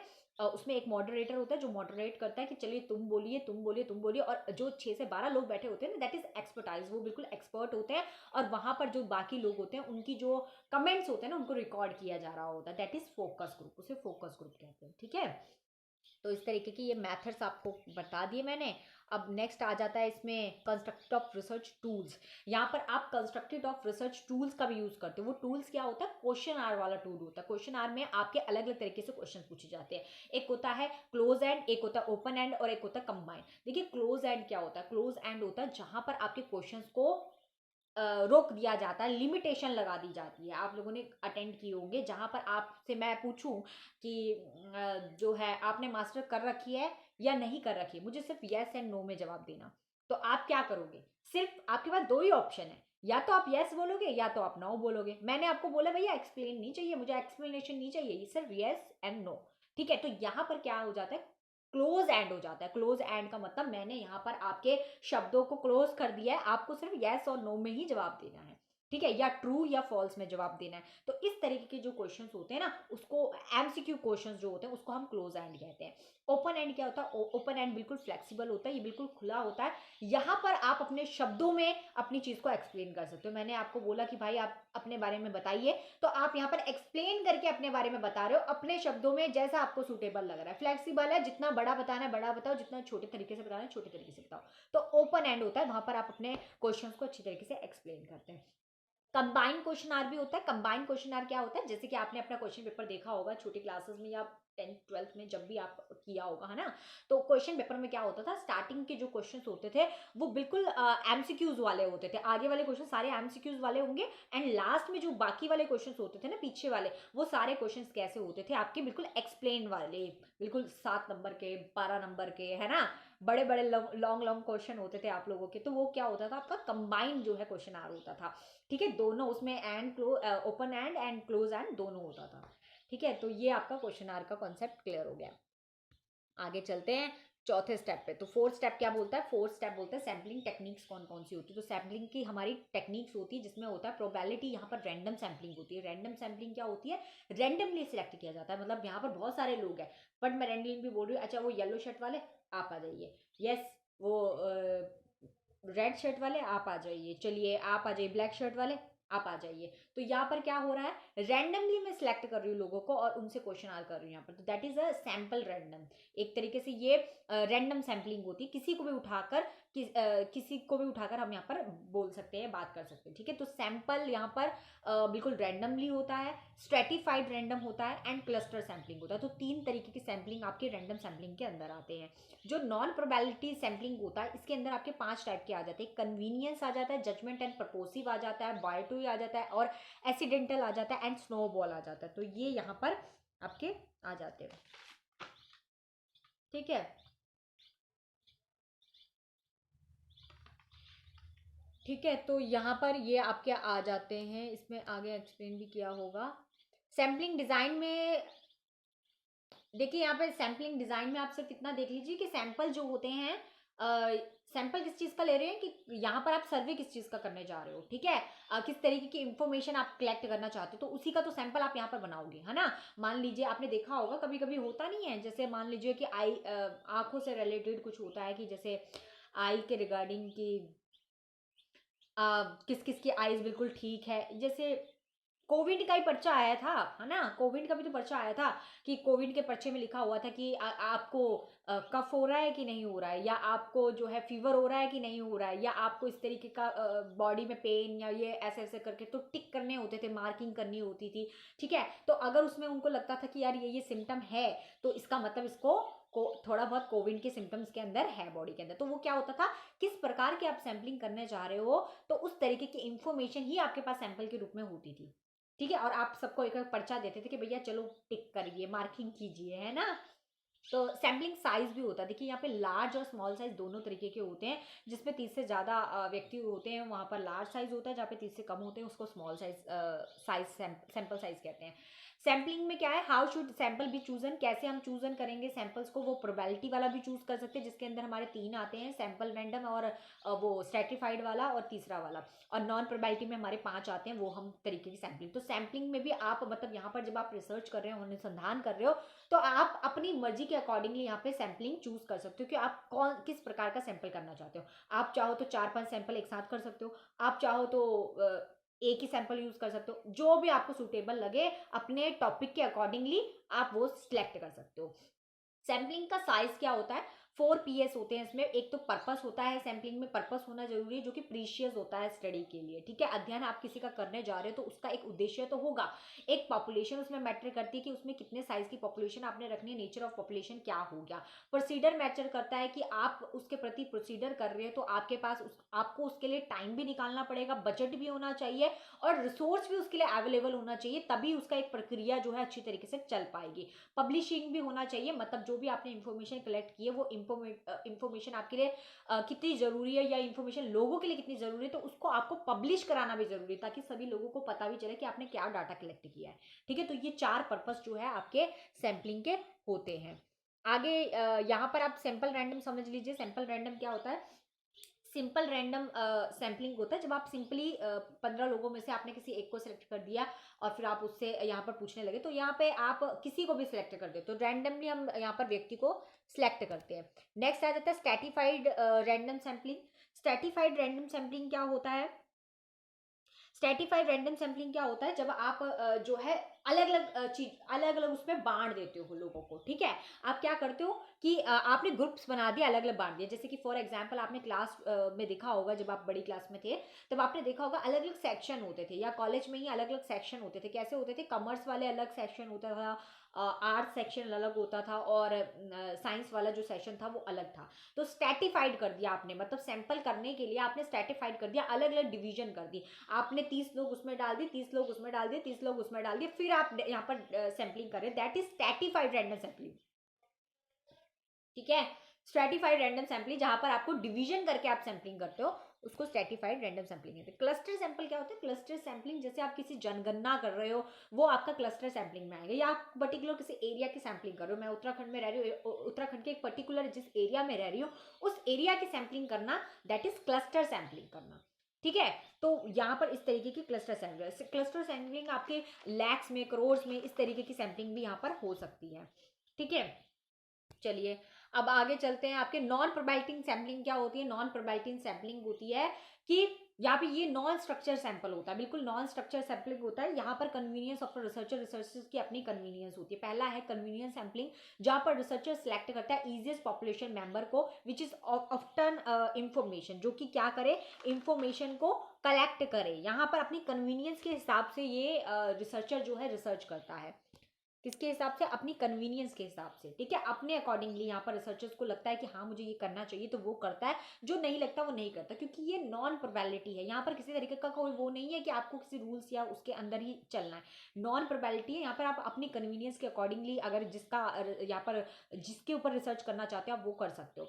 जजमेंट भी करना, या प्रपोजिव, यहाँ पर प्रपोजिव सैंपलिंग रेडी करना, यहाँ पर आप जो है जो भी रिसर्चर्स करते हो, या researchers has to his and her judgement to select a population member who are likely to provide the accurate information. यहाँ पर आप ऐसे व्यक्ति को चूज करते हो जहां से आपको अच्छी जजमेंट मिल सके, जहां पर आप आपके पास एक अच्छे तरीके से ज्यादा एक्यूरेट इंफॉर्मेशन आ सके, आप उस व्यक्ति का यहाँ पर सैंपलिंग लेते हो, ठीक है। It can be use to historical research, ये हिस्टोरिकल रिसर्च और डिस्क्रिप्टिव रिसर्च जो होता है उसमें ज्यादातर ये यूज किया जाता है, जजमेंट वाला, ठीक है। क्वांटा सैंपलिंग क्या होती है, क्वांटा सैंपलिंग क्या होती है, क्वांटा सैंपलिंग होती है ये सस्ती सैंपलिंग कह लीजिए इसको। क्वांटा सैंपलिंग मतलब एक तरीके से जैसे कि व्यक्तियों को वो बीपीएल का कार्ड मिलता था, तो बीपीएल का कार्ड मिलता था तो क्या होता था, बिलो पावर्टी लाइन से जो नीचे होते थे उनको कार्ड मिलता था, तो उनका जो कार्ड होता था वो अलग होता था, दूसरे वालों का कार्ड अलग होता था। तो उनके कार्ड से क्या होता था कि उनको चावल भी सस्ते में मिलते थे, दाल भी सस्ते में मिलती थी, चीनी सस्ते में मिलती थी, आटा चावल सस्ते में मिलता था। तो वो आपके क्वांटा सैंपलिंग में आ जाते हैं, मतलब ऐसे व्यक्ति जहां पर जिनको एक अलग कैटेगरी में रखा जाता है, उन कैटेगरी का यहाँ पर रिसर्च करना एक आपका क्वांटा सैंपलिंग कहलाता है, जिन जो अलग उसके होते हैं। जैसे researchers find to interview to prescribe number of people in each of the several categories, यहाँ पे कैटेगरीज डिवीजन होती है। क्राइटेरिया होता है दैट रिसर्चर्स का to assess the sampling population, यहाँ पर आप सैंपल तरीके से पॉपुलेशन को करते हो उनकी कैटेगरी के अकॉर्डिंगली, जो बीपीएल के मतलब बिलो पॉवर्टी लाइन के नीचे है, बिलो पॉवर्टी लाइन के ऊपर, या इसी तरीके से हमारी कैटेगरी डिवाइड होती है, कोई शेड्यूल कास्ट में होता है, कोई ओबीसी में होता है, कोई जो है जनरल में होता है, तो इस तरीके से भी तो कैटेगरी डिवाइड है, दैट इज क्वांटा सैंपलिंग, इस तरीके क्वांटा सैंपलिंग। एक्सीडेंटल सैंपलिंग क्या होती है, एक्सीडेंटल सैंपलिंग होती है जो अचानक से सैंपलिंग कर दी जाती है, जैसे कि इट इज एक्न, बिल्कुल क्वांटा सैंपलिंग के एक तरीके से क्वांटा सैंपलिंग के जैसे ही होती है, एक्न मीन्स उसी की जैसी ही होती है, but it is use in a marketing research, ये मार्केटिंग रिसर्च में ज्यादा यूज की जाती है, where the research can come across any person and they may not have any information. कभी कभी कोई व्यक्ति आ जाता है लेकिन उसको उसके बारे में कोई नॉलेज नहीं होती, तो एक्सीडेंटली सैम्पलिंग भी इसको कहते हैं। स्नोबॉल सैम्पलिंग क्या होती है, स्नोबॉल सैम्पलिंग, बॉल देखिए ना आपने, स्नोबॉल, तो बिल्कुल स्नोबॉल सैम्पलिंग क्या होती है कि बॉल में क्या होता है, बॉल घूमती रहती घूमती रहती घूमती रहती है, बिल्कुल वैसे ही उसी से याद रखिए बॉल से कि बॉल घूमती रहती है ना। तो क्या है कि यहाँ पर आपने एक व्यक्ति से पूछा कि भाई मुझे उनका एड्रेस बता दीजिए, तो उन्होंने बोला भाई यहाँ से राइट जाइए, यहाँ से लेफ्ट जाइए, यहाँ से ऐसे जाइए, ऐसा होता है हमारा वृंदावन में होता है। वृंदावन में किसी से पूछोगे कि बांके बिहारी जी जाना है तो बांके बिहारी जी का रास्ता बता दीजिए, तो वहाँ पे क्या बोलेंगे, वो बोलेंगे आप ऐसे कीजिए, यहाँ से इस वाली गली में जाइए, फिर वहाँ से मुड़ जाना, फिर वहाँ से उधर चले जाना, फिर हम उधर जाएंगे, उधर कोई व्यक्ति होगा, उसको बोलेंगे भैया बांके बिहारी जी की गली कहाँ है, वो बोलेंगे अरे आप जहाँ से आए थे ना वहीं से उधर से मुड़ जाना, उधर से चले जाना, उधर से चले जाना। फिर उनके पास जाएंगे, फिर वो बोलेंगे अरे बांके बिहारी जी की गली कहाँ है, बांके बिहारी जी का मंदिर कहाँ है, तो वो बोलेंगे अरे उधर जाना, उधर जाना, उधर जाना। तो क्या है, लोग यहाँ पर एड्रेसिंग करी जा रहे हैं, बताई जा रहे हैं, ऐसे जाओ, ऐसे जाओ, इधर जाओ, उधर जाओ, इधर जाओ। तो हम एक व्यक्ति से दूसरे व्यक्ति, दूसरे व्यक्ति से तीसरे व्यक्ति, तीसरे व्यक्ति से चौथे व्यक्ति, तो इस तरीके से एक नेटवर्क बन जाता है। दैट इज स्नोबॉल सैम्पलिंग, इसको कहते हैं स्नोबॉल सैम्पलिंग। ठीक है, तो आई होप ये 5 पॉइंट भी आपको क्लियर हो गए होंगे। आगे आ जाता है अब यहाँ पर देखिए, यहाँ तक अभी तक आपने क्या किया, सैम्पलिंग, बिल्कुल डिजाइन, डाटा कलेक्ट करने का जो भी प्रोसीजर था कि आपने ये करना है, अभी तक सोचा आपने करना है। अब आप एक रिसर्च रिपोर्ट रेडी कर रहे हैं जहां पर आप बता रहे हैं सारी चीजें कि मुझे सैम्पलिंग कैसी बनानी है, मुझे जो है डिजाइन क्या रेडी किया मैंने इस टॉपिक के ऊपर रिसर्च करनी है।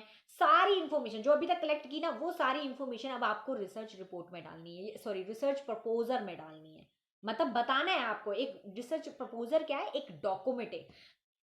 रिसर्च प्रपोजल क्या है, एक डॉक्यूमेंट है, यूजुअली 3 to 7 पेजेस। कितने पेजेस का होता है, 3 to 7 पेजेस का होता है, जिसमें इंफॉर्मेशन होती है आपके प्रपोजल की, जो आपने यहाँ पर डाला होता है, जिसके ऊपर आप अनुसंधान करने वाले हो। ठीक है, ये बिल्कुल आपका मास्टर या डेकोरेट बाय द थेसिस, यहाँ पे बिल्कुल थेसिस की तरह होता है, जो पूरा आपका पर्चा बताता है।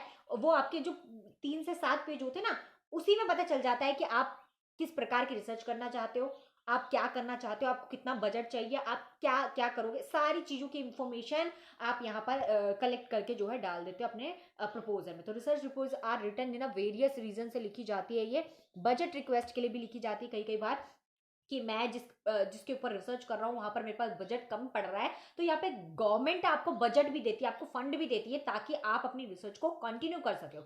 क्योंकि जो रिसर्च होती है that is directly associate with development, ये विकास से जुड़ी होती है, और इसी वजह से जो है ये हेल्प करती है सरकार को। सो सरकार भी यहाँ पर as a fund JRF NET वालों को फंड्स देते हैं, ताकि वो अपनी रिसर्च को कंटिन्यू करके एक अच्छा न्यू कॉन्ट्रीब्यूशन करवा सके। So certification requirement for the research, यहाँ पे सर्टिफिकेशन बड़ा रिक्वायरमेंट होता है। तो यहाँ पे एक रिसर्च रिपोर्ट आप रेडी करते हो, कुछ एलिमेंट्स भी होते हैं, needs to a specific research project तैयार करते हैं, बेनिफिट्स देखते हैं, बेनिफिशियल देखते हैं, डाटा को कलेक्ट करते हैं, मीन्स टू डाटा कलेक्ट करना, एनालिसिस करना, मतलब बिल्कुल प्याज के छिलकों की तरह एक एक चीज को एनालिसिस करना है यहाँ पर। ठीक है, and required for other organisation if any, अगर यहाँ पर आपको किसी और ऑर्गेनाइजेशन की भी जरूरत होती है तब आप इसको यूज करते हो। ड्यूरेशन, टाइम पीरियड देखते हो कि आप कब तक इस टॉपिक को कंप्लीट कर लोगे या इस अनुसंधान को कंप्लीट कर दोगे। ड्यूरेशन भी देखते हो, फैसिलिटी भी देखते हो, रिक्वायरमेंट्स ऑफ फंड, फंड की कितनी रिक्वायरमेंट है, कितनी जरूरत है, जितना आपके पास फंड है आप उसके अंतर्गत अपनी रिसर्च कंप्लीट कर लेंगे कि नहीं कर लेंगे। ये सारी चीजें यहाँ पर जो है आपको अपने प्रपोजल रिपोर्ट में डालनी पड़ती है, कुछ एलिमेंट्स उसके होते हैं। लास्ट में 6 पॉइंट में आप क्या करते हो, कलेक्टिंग डाटा। यहाँ पर आप डाटा को कलेक्ट करना शुरू कर देते हो, मतलब यहाँ पर आप एक्शन में आ जाओगे। आपने प्रपोजल जब रेडी कर दिया, आपने सरकार को बता दिया भैया ऐसा ऐसा ऐसा है, इस टॉपिक के प्रति मैं रिसर्च करने वाला हूँ, इतना फंड है, इतना ऐसा ऐसा ऐसा, सब कुछ आपने डिटेल में बता दिया। अब यहाँ से आप काम करना शुरू कर दोगे। ठीक है, आपका प्रपोजल पास हो गया, सो आप यहाँ से काम करना शुरू कर दोगे, कलेक्टिंग डाटा, डाटा को कलेक्ट करना शुरू कर दोगे। तो बाय, आप डाटा कैसे करोगे, बाय ऑब्जर्विंग कलेक्ट करोगे, पर्सनल इंटरव्यूज भी लोगे, स्ट्रक्चर अप्रोच करोगे, टेलीफोनिक इंटरव्यू लोगे, मेन क्वेश्चनिंग करोगे, शेड्यूल रेडी करोगे, हर एक तरीके से आप यहाँ पर डाटा को कलेक्ट करोगे। 7 स्टेप में आप क्या करोगे, प्रोसेसिंग करोगे, डाटा एनालिसिस करोगे। अब यहाँ पर आप क्या करोगे, जो भी डाटा आपने जहां मर्जी से इकट्ठा कर रखा हो, चाहे प्राइमरी डाटा है चाहे सेकेंडरी डाटा है, जिस तरीके से भी आपने डाटा को कलेक्ट किया है, यहां पर आप उसका एनालिसिस करोगे, मतलब पेजों को पढ़ना शुरू करोगे, कौन सा पेज इंपॉर्टेंट है कौन सा नहीं है, यहां पर एडिटिंग करना शुरू कर दोगे, डाटा क्लासिफिकेशन करने लगोगे, डाटा को अलग अलग कैटेगरीज में डालने लग जाओगे, डाटा के एट्रीब्यूट्स करोगे। एट्रीब्यूट्स मतलब क्या होता है, एट्रीब्यूट्स का मतलब होता है फीचर्स। यहाँ पर आप देखने लग जाओगे किस किस तरीके के फीचर्स यहाँ पर है। तो यहाँ पे 2 तरीके के फीचर्स बताए गए, एक तरीके का सैंपल जो है सिंपल यहाँ पर फीचर होता है, और दूसरा हो जाता है आपका मैनीफोल्ड।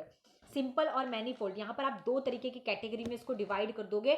डाटा को 2 प्रकार के कैटेगरी में डिवाइड करोगे। कौन कौन सी कैटेगरी में, सिंपल में और मैनीफोल्ड में। सिंपल में क्या होता है, यहाँ पर आपके पास एक एट्रीब्यूट होता है, जैसे फॉर एग्जाम्पल मैं आपको बोलती हूँ कि आप में से कौन कौन से बच्चे जिन्होंने मास्टर कर रखी है, ठीक है। तो ये मैंने आपके लिए सिर्फ एक ही वो रिक्वायरमेंट रखी है, एक ही यहाँ पर मैंने एट्रीब्यूट रखा है, एक ही गुण रखा है, एक ही फीचर रखा है कि बच्चों यहाँ पे बताइए कि कौन किस किसने मास्टर कर रखी है। तो ये एक ही है, तो आप फटाफट आंसर देना शुरू कर दोगे। लेकिन जहां पर एक से ज्यादा एट्रीब्यूट्स होते हैं उसको मैनीफोल्ड एट्रीब्यूट्स कहते हैं। मैनीफोल्ड एट्रीब्यूट्स में क्या होता है, जैसे कि मैंने रख दिया कि ऐसे कौन कौन से बच्चे हैं जिन्होंने, जो मैरिड है और मैरिड के साथ साथ जिन्होंने एमए भी कंप्लीट कर लिए, जो मैरिड भी है। तो यहाँ पे दो एट्रीब्यूट्स मैंने रख दिए, ठीक है। तो मतलब मैरिड भी होना चाहिए और साथ ही साथ वो उसका मास्टर भी कंप्लीट होना चाहिए। तो अब यहाँ पर सिर्फ सिलेक्टिव बच्चे जो होंगे वही यहाँ पर पार्टिसिपेशन करेंगे। तो यहाँ पे मैनीफोल्ड तरीके से भी आप डाटा का क्लासिफिकेशन करते हैं, ठीक है। अकॉर्डिंग टू क्लास इंटरवल के अकॉर्डिंगली भी आप करते हो, मतलब आप डिवीजन कर देते हो कि 20 से या 30 जिनकी इनकम इतनी से इतनी है वही यहाँ पे पार्टिसिपेशन करेंगे। जैसे कि आप यूजीसी के पेपर में बैठने के लिए इतनी एज क्राइटेरिया है तो उतने क्राइटेरिया वाले ही करेंगे, मतलब टाइम इंटरवल उसे ही कहते हैं क्राइटेरिया को, ठीक है। तो इस तरीके से डाटा का एनालिसिस करना, डाटा को आप अलग अलग तरीके से एनालिसिस करते हो, क्वालिटेटिव भी और क्वांटिटेटिव में मैं पीछे पढ़ा चुकी हूँ। टेस्टिंग ऑफ हाइपोथेसिस, हाइपोथेसिस का यहाँ पर टेस्ट करोगे आप, डायरेक्टली भी टेस्ट कर सकते हो, नॉन डायरेक्टली कर सकते हो, पैरामीटर के थ्रू कर सकते हो, नॉन पैरामीटर के थ्रू कर सकते हो।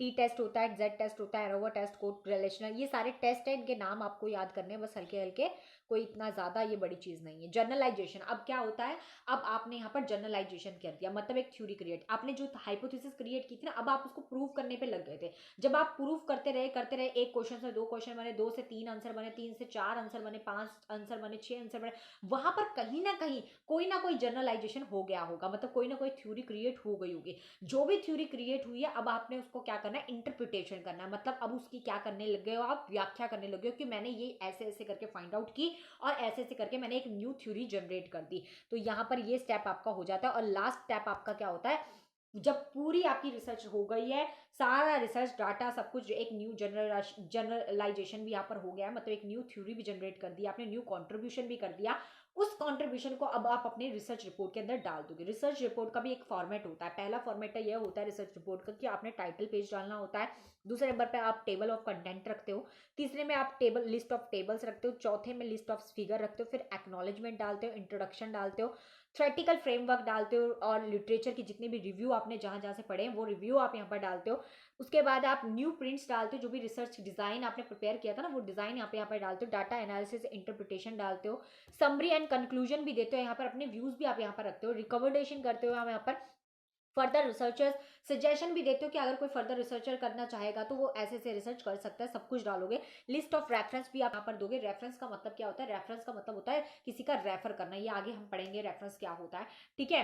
एंड यहाँ पर आप जहां से भी आपने, रेफरेंस का मतलब होता है जहां से भी आपने जिस भी व्यक्ति की रिसर्च पढ़ी थी लिटरेचर रिव्यू में, वहां से आपने उस व्यक्ति की वो लाइन उठाकर अपने उसमें डाली है, तो आपने उसका पेज नंबर भी डालना है, उस व्यक्ति का नाम भी डालना है, उसकी पब्लिकेशन किस ईयर में हुई थी वो भी डालना है, उस व्यक्ति ने किस व्यक्ति ने वो पब्लिकेशन की उसका नाम भी डालना है। तो मतलब उसका पूरा डाटा आपको अपनी बुक, अपने रिसर्च में डालना पड़ता है। अगर आप नहीं डालोगे तो आपके ऊपर क्लेम आ जाएगा और आपकी जो रिसर्च है ना वो बिल्कुल खारिज कर दी जाएगी। तो ऐसा ना हो इसलिए आपको उनका रेफरेंस देना पड़ता है, क्योंकि आप उसने भी बिल्कुल मेहनत से अपनी रिसर्च रिपोर्ट बनाई होती है।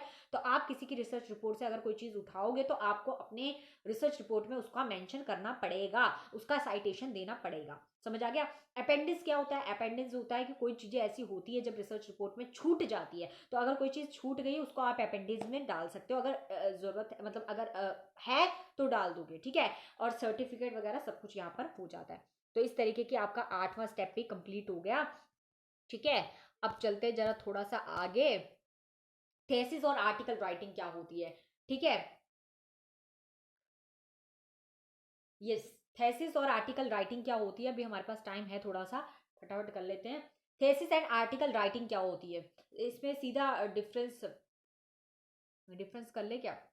देखिए थेसिस और आर्टिकल राइटिंग में क्या फॉर्मेट होता है, फॉर्मेट देखना जरूरी है, और स्टाइल ऑफ रेफरेंसिंग, कि स्टाइल ऑफ रेफरेंसिंग क्या है। रेफरेंसिंग क्या है, मैंने अभी आपको बताया कि जब हम किसी बुक से, किसी लिटरेचर रिव्यू से, कहीं से भी आप किसी व्यक्ति की कोई चीज उठाकर अपने उसमें डाल दो। देखिए जिस भी टॉपिक के प्रति आप रिसर्च करने जा रहे हो, किसी भी प्रति आप अनुसंधान करने जा रहे हो, तो उसका, जिसका आप अनुसंधान आप यहाँ पर कर रहे हो, उसके प्रति ऑलरेडी किसी ना किसी ने तो रिसर्च कर ही रखी होगी, तो आप उसके लिटरेचर रिव्यू पढ़ोगे। तो जब आप लिटरेचर रिव्यू उसके पढ़ोगे तो वहां से जो भी, जहां से भी आपने लिटरेचर रिव्यू पढ़ा है, जिस पेज नंबर से पढ़ा है, जिस बुक पुस्तक से पढ़ा है, जहां से भी पढ़ा है, आप उसकी उठाकर चीज अपने उसमें डाल रहे हो, अपनी रिसर्च रिपोर्ट में डाल रहे हो उठाकर, ठीक है। तो आप ऐसे ही नहीं डाल सकते उसका, आपको उसको रेफरेंस देना पड़ेगा, उसको स्पेस देनी पड़ेगी, उसको जगह देनी पड़ेगी अपनी रिसर्च रिपोर्ट में, ठीक है। उसको मेंशन करना पड़ेगा कि मैंने फलाना फलाना व्यक्ति का लिया है, उसका नाम ये है, उसके पब्लिकेशन का नाम ये है, इस वाली पुस्तक से लिया, इतने वाले पेज नंबर से लिया, ये लाइन उठा के डाली है,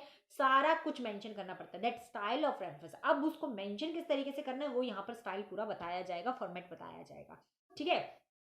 तो referencing style is set of rules, ये कुछ रूल्स होते हैं, कुछ नियम होते हैं, ठीक है। इस तरीके के। एंड एक्नॉलेजमेंट ऑफ थॉट, अगर हम किसी के थॉट हो गए या किसी का आइडिया हो गया या किसी का काम हो गया, हम जब वो चुराते हैं, उठाते हैं और अपने, चुराते तो नहीं है, मतलब उठाते हैं और अपने रिसर्च रिपोर्ट में डालते हैं, तो कुछ क्रूशियल रूल्स होते हैं, कुछ महत्वपूर्ण रूल्स होते हैं जो हमें फॉलो करने पड़ते हैं। पहला कि सक्सेसफुल अकेडमिक राइटिंग होती है, बिल्कुल ये काम हम अकेडमिक में करते हैं ज़्यादातर, क्योंकि अकेडमिक में हमारे पास लाइब्रेरी वगैरह होती है, वहाँ पे पढ़ते हैं, पुस्तकों में पढ़ते हैं, अलग जगहों पे पढ़ते हैं, तो अकेडमिक में ये सारा वर्क होता है।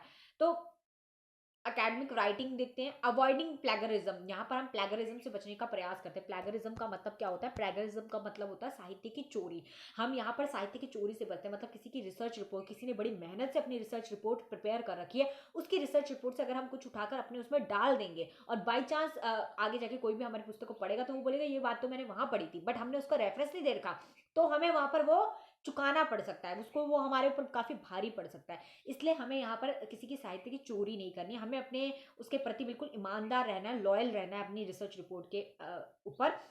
और यहाँ पर अगर हमने मान लीजिए किसी की कुछ चीज उठाई भी है, तो हमें उसको थोड़ी सी स्पेस देकर उसका नाम वगैरह मेंशन करना पड़ेगा, हमने इस फलाना फलाना व्यक्ति का उठाया है। सो प्लेगरिज्म ना हो, साहित्य की चोरी ना हो, उससे हमें यहाँ पर बचना चाहिए, अवॉइडिंग करना चाहिए। Key to your assignment and research, तो यहाँ पर आप अपने असाइनमेंट और अनुसंधान की जो अनुसंधान होता है या असाइनमेंट जो होती है आपकी, वो आपकी क्या होती है? पूंजी होती है। तो उस पूंजी को आपने खुद अपनी मेहनत से संजोया होता है, तो इसलिए आपको इस चीज का ध्यान रखना पड़ता है। यहाँ पर दो तरीके होते हैं, दो गाइडलाइन होती है जिसको हमें रिसर्च रिपोर्ट में ध्यान देना पड़ता है। पहला होता है आपका एमएलए, दूसरा आता है आपका एपीए। ये लेजिस्लेचर वाला एमएलए नहीं है, ठीक है। तो ये जो है एमएलए, कौन सा वाला एमएलए? ये that is a modern language association, ये मॉडर्न लैंग्वेज एसोसिएशन है। और एपीए क्या है? American psychological association. ये दोनों की दोनों चीजें क्या है? ये एक तरीके हैं, ये फॉर्मेशन है, ये स्टाइल ऑफ रेफरेंस है, किस तरीके से हम किसी व्यक्ति का रेफरेंस देंगे, कहाँ पर हमें एपीए में हमने किस तरीके से रेफरेंस देना है और एमएलए में हमने किस तरीके से रेफरेंस देना है, ये हम पढ़ेंगे, ठीक है। तो देखिए एपीए में किस तरीके से रेफरेंस देना है, ये है। एपीए में जब हम रेफरेंस देते हैं, मतलब किसी मैगजीन में साइटेशन देते हैं, मेंशन करते हैं किसी व्यक्ति को, किसी का हमने उठाई है, कोई लाइन हमने उठाई है, उसको मेंशन करने का तरीका क्या है? सबसे पहले हम ऑथर का जो है लास्ट नेम डालते हैं, ऑथर का जो भी, जैसे मेरा नाम है राधे ज्योति, तो यहाँ पर क्या होगा? जो ज्योति होगा वो मैं यहाँ पर डाल दूंगी, मतलब यहाँ पर मेरा जो है पूरा का पूरा नाम यहाँ पर आ जाएगा। और उसका जो पीछे वाला जो, मतलब मेरा जो आगे का फर्स्ट नाम होगा, जो मेरा राधे नाम है, तो उसका मैं सिर्फ फर्स्ट लेटर डालूंगी, मतलब सिर्फ आर यहाँ पर आएगा, ठीक है। तो यहाँ पर इस तरीके से, फिर ये पब्लिकेशन की डेट क्या थी, आर्टिकल टाइटल क्या था, पब्लिकेशन क्या था, ठीक है। और अगर हो सके, अगर किसी की वेबसाइट वगैरह भी है तो यूआरएल जो है सबका अलग अलग होता है, तो उनका यूआरएल आप यहाँ पर भी डाल सकते हो। तो इस तरीके से आपने उस व्यक्ति का रेफरेंस देना है जिस व्यक्ति की चीज आपने वहां से उठाई है, ठीक है। तो इस तरीके से पूरा आपने मेंशन करना होता है एपीए में, ठीक है। एपी में एपीए का स्टाइल है ये। उसके बाद एमएलए का स्टाइल क्या है? एमएलए का स्टाइल क्या है? एमएलए का स्टाइल यही है कि यहाँ पर आप क्या करते हो? उस व्यक्ति का लास्ट नेम लिखते हो, लास्ट नेम आप यहाँ पर मेंशन कर दोगे, राधे ज्योति है तो मेरा यहाँ पर ज्योति जो है पूरी तरीके से मेंशन हो जाएगा। और फर्स्ट नेम भी यहाँ पे पूरा आएगा, फर्स्ट नेम भी यहाँ पर ज्योति आएगा, उसमें सिर्फ एक सिंगल लेटर आ रहा था। टाइटल ऑफ ऐसे डालोगे, टाइटल ऑफ कलेक्शन डालोगे, यहाँ पर एडिटिंग नेम डालोगे, पब्लिशर, ईयर और पेज नंबर, सब कुछ एंट्री वेंट्री सब यहाँ पर आप डालोगे, किसमें? एमएलए में।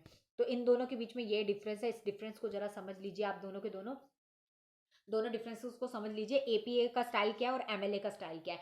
एपीए कहाँ यूज किया जाता है? एपीए यूज किया जाता है सोशल साइंस में, जब सामाजिक से रिलेटेड कुछ आप अनुसंधान कर रहे हो, तब आप उस समाज के रिलेटेड अगर कोई अनुसंधान करे, सोशल प्रॉब्लम से रिलेटेड अनुसंधान करो, तब आप एपीए वाला स्टाइल जो है वो यूज करोगे रेफरेंस का, जब आप रेफरेंस डालोगे किसी व्यक्ति का। एमएलए जब करोगे तब आप, एमएलए का कहाँ यूज होता है? ह्यूमैनिटी में, जब आपके ह्यूमैनिटी सब्जेक्ट कुछ होते हैं उससे रिगार्डिंग जब आप अनुसंधान करते हो, तब आप एमएलए MLA वाला स्टाइल को यूज करते हो। APA स्टाइल में क्या होता है, यहाँ पर आपका जो टाइटल होता है दैट इज इटैलिक। यहाँ पे इटैलिक लैंग्वेज मतलब थोड़ा सा टेढ़ा करके इटैलिक वे में होता है। That most necessary words are put in the capital letter. यहाँ पर जो ज्यादा नेसेसरी, ज्यादा जरूरत वाले जो वर्ड्स होते हैं वही कैपिटल लेटर में होंगे, बाकी सब यहाँ पर स्मॉल लेटर में होते हैं। लेकिन MLA में यहाँ पर मेजर वर्ड्स जो होते हैं वो कैपिटलिज्म और अंडरलाइन में होते हैं, मतलब अंडरलाइन भी किए होते हैं। यहाँ पर आपका जो सोर्स पेज है उसमें क्या लिखा होता है, मतलब जो पेज होता है आपका रेफरेंस वाला, उसके ऊपर रेफरेंस लिखा होता है, क्लियर क्लियर शब्दों में रेफरेंस लिखा होता है। लेकिन जो MLA वाला स्टाइल होता है उसमें रेफरेंस की जगह क्या लिखा होता है, वर्क साइटेड लिखा होता है। आप पीछे देखोगे पेज में तो वहां पे वर्क साइटेड लिखा होगा, रेफरेंस की जगह मतलब वर्क साइटेड आ जाएगा। यहाँ पर APA में क्या होता है, यूज इन लास्ट नेम, यहाँ पे लास्ट नेम ऑथर का यूज किया जाता है, लेकिन MLA में आपका पूरा फुल नाम यूज किया जाता है। APA में क्या होता है, ऑथर का name and year of publication and text in citation, यहाँ पर साइटेशन में जो है हर एक चीज यूज की जाती है। लेकिन MLA में यहाँ पर ऑथर का नाम और पेज नंबर यहाँ पर लिखा जाता है बस। और APA में क्या होता है, यहाँ पर कॉमर्स जो है उनका इस्तेमाल किया जाता है, जबकि MLA में कॉमर्स का इस्तेमाल नहीं किया जाता है। चलिए आगे चलते हैं। अब यहाँ पर थेसिस क्या होता है और आर्टिकल क्या होता है, इनके बीच में डिफरेंस समझ लीजिए। थेसिस क्या होता है, थेसिस होता है जो आप PhD लेवल में बनाते हैं। जब आप PhD करते हैं, किसी प्रति रिसर्च करते हैं, तब आप एक पूरी रिसर्च करने के बाद आपको बोला जाता है कि आप थेसिस बनाइए। तो तब आप एक थेसिस जो बनाते हैं वो थेसिस बड़ी इंपॉर्टेंट होती है, बहुत ज्यादा इंपॉर्टेंट होती है, उसको चेकआउट करने वाला होता है। उसमें किसी तरीके का प्लेगरिज्म नहीं होना चाहिए, मतलब साहित्य की चोरी नहीं होनी चाहिए। उसके एक एक वर्ड बड़ा कीमती होता है, उसमें एक न्यू कॉन्ट्रीब्यूशन भी आप करते हो, ठीक है। तो वहां पर आप एक तरीके से पहले एग्जिस्टेड नॉलेज लेते हो। एग्जिस्टेड नॉलेज मतलब आप किसी टॉपिक के प्रति रिसर्च करने जा रहे हो तो पहले आप एग्जिस्टेड नॉलेज लोगे और फिर खुद से अपनी मेहनत से आप वहां पर एक न्यू कंट्रीब्यूशन यहां पर करते हो, उसको थेसिस कहते हैं। आर्टिकल क्या होता है, आर्टिकल होता है कि कोई ऑलरेडी नॉलेज है उसमें आप सिर्फ एडिशन कर रहे हो, कुछ ऐड ऑन कर रहे हो। एडिशन करना, कोई ऑलरेडी नॉलेज है, एग्जिस्टेड नॉलेज है, आप उसमें ऐड ऑन कर रहे हो, एडिशन कर रहे हो, लेकिन ये आपके कम शब्दों में होता है। यहाँ पर आप जो है थोड़े बहुत चेंजेस करते हो, और जरूरी नहीं होता, नेसेसरी नहीं होता कि आप कुछ चेंजेस कर रहे हो, यहाँ पर सिर्फ ऐड ऑन का काम होता है। ये आप किस लेवल पे करते हो, जैसे मान लीजिए आप पोस्ट ग्रेजुएशन करते हो, तो पोस्ट ग्रेजुएशन के टाइम भी मैम आपको कहती है रिसर्च रेडी कीजिए, थेसिस बनाइए, कुछ कीजिए। तो आप किसी टॉपिक के प्रति जानकारी इकट्ठा करते हो, तो आप वो जानकारी नेट से भी इकट्ठा कर सकते हो। आप वो जानकारी अपने फ्रेंड की बिल्कुल फ्रेंड ने बिल्कुल असाइनमेंट बना रखे, आपने पूरी असाइनमेंट अपने कॉपी कर ली, ठीक है। क्यों कर ली, क्योंकि आपको पता होता है कि भाई ये किसी ने चेकआउट नहीं करना है, ठीक है, चेकआउट नहीं करना, किसी ने देखना नहीं है, ठीक है। तो वो चीज यहाँ पर हो जाती है, इसलिए वो आर्टिकल होता है। कम शब्दों में लिखा जाता है, ज्यादा नहीं होता है, शॉर्टर होता है, 150 to 250 वर्ड्स में लिखा जाता है। इसमें लेटर्स भी कम होते हैं, ठीक है। बिल्कुल क्लियर होता है ये, और बिल्कुल कंसाइन होता है ये, ठीक है। और जो थेसिस होता है ये बिल्कुल इंटेंसिव होता है, प्रेजेंटेशन पूरा का पूरा। और ये बिल्कुल इसमें जो चीज़ छूट जाती है वो डालना बड़ा मैंडेटरी होता है, जरूरी होता है। लेकिन आर्टिकल में ऐसा कुछ नहीं होता कि आपको डालना है, क्योंकि ये शॉर्ट नोट होता है, बिल्कुल शॉर्ट तरीके से यहाँ पर लिखा जाता है। अब इसको आप पढ़ लेंगे तो आपको समझ में आ जाएगा। PDF मैं ऑलरेडी आपको भेज चुकी हूँ, तो आप देख लेंगे। डेजेंटेशन और थेसिस में क्या डिफरेंस होता है, डेजेंटेशन क्या होता है और थेसिस क्या होता है। डेजेंटेशन क्या होता है, डेजेंटेशन बिल्कुल वैसा ही होता है जैसे आप स्कूल कह रही हूँ, पोस्ट ग्रेजुएट लेवल में होते हो, तो आप वहां पर क्या करते हो, थेसिस में डेजेंटेशन में आपको बोला जाता है भाई असाइनमेंट रेडी करनी है, आपको ये रेडी करना है, तो आप किसी का कॉपी एंड पेस्ट मार देते हो। तो डेजेंटेशन क्या होता है, जब आप मास्टर कर रहे होते हो, MPhil कर रहे हो, MSc कर रहे हो, MTech कर रहे हो, ठीक है, MA कर रहे हो, तो आप उस टाइम पर जो थेसिस बनाते हो वो आप वहां पर जो है थेसिस बनाते हो, तो वो आप उसको आप डेजर्टेशन कहते हो, ठीक है। और जो आप PhD लेवल में बनाते हो, जब आप PhD कर रहे हो तो आप उस लेवल पे जो बनाते हो उसको आप थेसिस कहते हो यहाँ पर, ठीक है। तो ये यूरोप और इंडिया में सेम होता है, बट अमेरिका में बिल्कुल ऑपोजिट है। अमेरिका में हम जब PhD कर रहे होते हैं तब हम डेजेंटेशन बनाते हैं, और जब हम मास्टर कर रहे होते हैं तब हम थेसिस बनाते हैं। वहां पे बिल्कुल ऑपोजिट होता है, ये आपको पता होना चाहिए। बस बाकी आएगा तो नहीं इससे कुछ भी। डेजेंटेशन क्या है, डेजेंटेशन एक एक्वायर होता है टू नॉलेज, नॉलेज को इंक्वायर करने की कोशिश करता है, न्यू डिस्कवरी करता है ये, ठीक है। इसमें जरूरी भी नहीं है वैसे, कभी कभी डेजेंटेशन कोई अपनी मेहनत से भी रेडी करता है, बट कभी कभी क्या होता है, ज्यादातर वैसे 90% लोग होते हैं जो कॉपी पेस्ट ही मारते हैं, बट 10% बच्चे ऐसे होते भी हैं जो बिल्कुल अच्छी तरीके से जो है रिसर्च करते हैं, उसके प्रति कुछ इंफॉर्मेशन कलेक्ट करते हैं, ठीक है। बट थेसिस में क्या होता है, थेसिस में एक हाइपोथेसिस आप क्रिएट करते हो, उसको प्रूव करने की कोशिश करते हो, फिर उसमें एक न्यू कंट्रीब्यूशन करते हैं एग्जिस्टेड नॉलेज में, ठीक है। जो एक हिडन ट्रूथ होता है उसके ऊपर आप फाइंड आउट करते हो प्रॉब्लम को, और फिर उसको पूरा वर्क उसके ऊपर करते हो। 8 स्टेप मैंने जो बताए थे वो पूरे 8 स्टेप करके आप एक रिसर्च रिपोर्ट रेडी करते हो। तो उसको आप, वो एक आप टाइप का थेसिस ही होता है आपका। 3 to 7 पेजेस का जो थेसिस होता है, आप उस पूरे तरीके से यहाँ पर लेकर आते हो, जिसमें आपकी सारी इंफॉर्मेशन होती है, ठीक है। बाकी पढ़ लेंगे इसको, बहुत इजी है, कोई इतनी हार्ड चीज नहीं है, ठीक है। ये बिल्कुल डिफरेंसेस बताए हुए हैं यहाँ पर है से। अब यहाँ पर 4 चीजें हैं। 4 चीजें क्या है यहाँ पर देख लीजिए कि कुछ मेन टर्म है। फुट टर्म, हम जब रेफरेंस देते हैं, जब हमने कहीं से कोई चीज उठा रखी, नीचे हम रेफरेंस देते हैं लाइन मार के, तो अब वहां पर नीचे जो रेफरेंस आप दोगे वो कैसे दोगे। IBID है। IBID कहाँ यूज किया जाता है, ये एब्रीविएशन एक लैटिन का एब्रीविएशन है जिसका नाम है एबिडम। एबिडम इसका मतलब होता है, जिसका मतलब होता है मीनिंग द सेम। ये चीज, जब कोई चीज कॉमन होती है, कोई चीज सेम होती है, तब हम वहां पर क्या लिख देते हैं, IBID लिख देते हैं, ठीक है। तो आपकी जैसे मान लीजिए कोई ऑथर है, ऑथर का नाम एक बार आया, उसके बाद ऑथर का नाम बार बार आया, तो बार बार हमें उसका नाम लिखने की जरूरत नहीं, वहां पर हम IBID लिख देंगे, समझ जाएंगे कि भाई ऑथर का नाम है। OP.CIT का मतलब क्या है यहाँ पर, ओपस सिटाटम। ओपस सिटाटम है, इसका मतलब मीनिंग द वर्क साइटेड, यहाँ पर है, इसका मतलब क्या होता है, वर्क साइटेड होता है इसका मतलब, जहां पर आप काम कर रहे हैं वो चीज यहाँ पर रेफरेंस होती है, reference listed too early by the same author, यहाँ पर सेम ऑथर आपका आ जाएगा।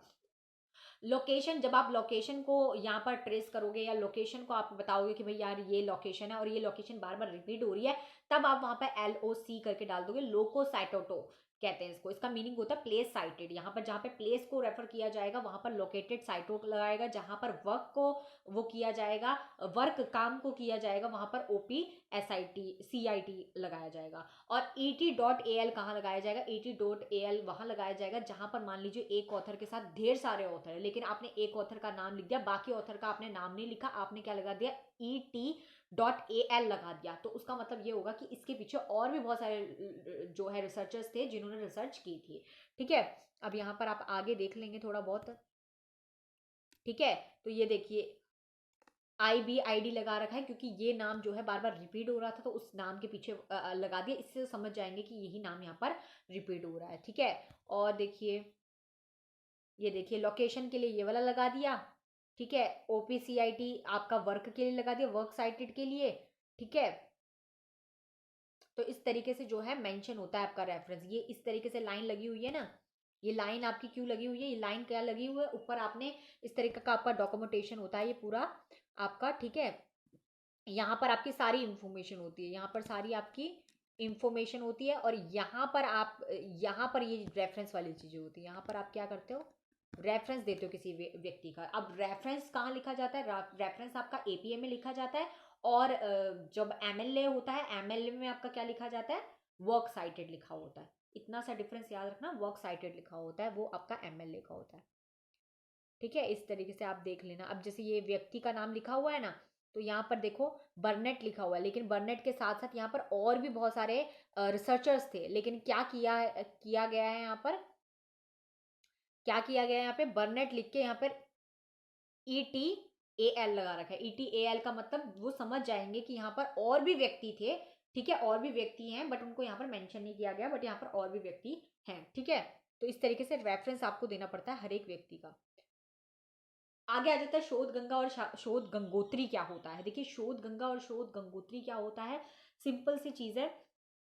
शोध गंगा क्या होता है, Shodhganga is the name point to denote the digital repository. ये क्या होती है, एक डिजिटल रेपोस्ट्री होती है जहां पर आपको डिजिटली किसी चीज को क्या करना पड़ता है, डालना पड़ता है, ठीक है। आपको हर एक चीज को क्या करना है, डिजिटल, जो भी आप चीजें कर रहे हो, जो भी आप थीसिस बना रहे हो, या जो भी आप डेजर्टेशन बना रहे हो, जो भी इंफॉर्मेशन आपने कलेक्ट किए, डाटा कलेक्ट किया, एक उसके थेसिस आपने बनाया या डेजर्टेशन आपने बनाया, उसको आप क्या करोगे, यहाँ पर शोध गंगा में डालोगे, डिजिटल कर दोगे। क्या कर दोगे, डिजिटल कर दो, क्योंकि नेट का जमाना आ गया भैया, पहले नहीं होता था ये, अब होता है, ठीक है। पहले के टाइम पर नहीं होता था, पहले जब जो लोग PhD कर चुके हैं या करते थे पहले के टाइम पर, तो वो लोग उस समय नेट का इतना चलन था नहीं, तो उस टाइम पे लोग ऐसा नहीं करते। लेकिन अब नेट का इतना वो है कि कोई दूर से भी अगर रिसर्च कर रहा है या कोई अनुसंधान करने की कोशिश कर रहा है, तो उसको नेट में सारी चीज़ें अवेलेबल मिलेगी। अगर किसी ने उस टॉपिक के प्रति रिसर्च की होगी, तो वो रिसर्च, न्यू ही रिसर्च जो होगी, वो भी यहाँ पर अब जो है रेपोस्ट्री में, जो है डिजिटल रेपोस्ट्री में पोस्ट कर दी जाती है।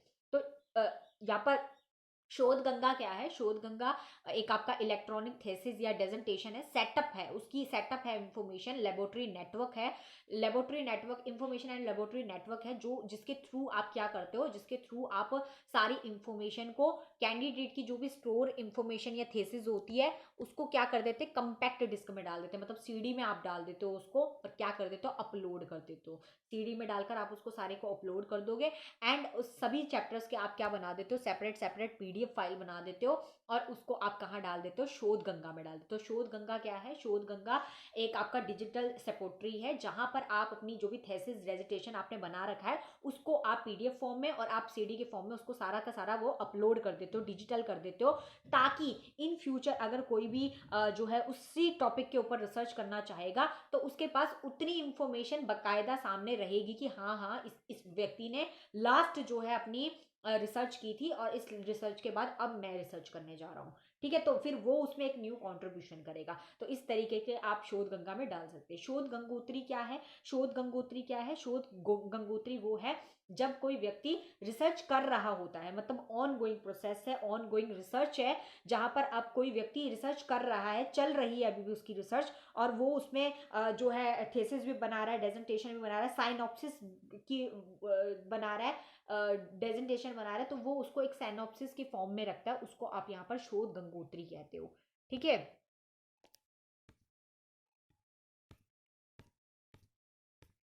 ठीक है, ये हो गया। अब आ जाओ एप्लीकेशन ऑफ आईसीटी, बस थोड़ा सा टॉपिक रह गया, फटाफट इसे कंप्लीट कर देंगे।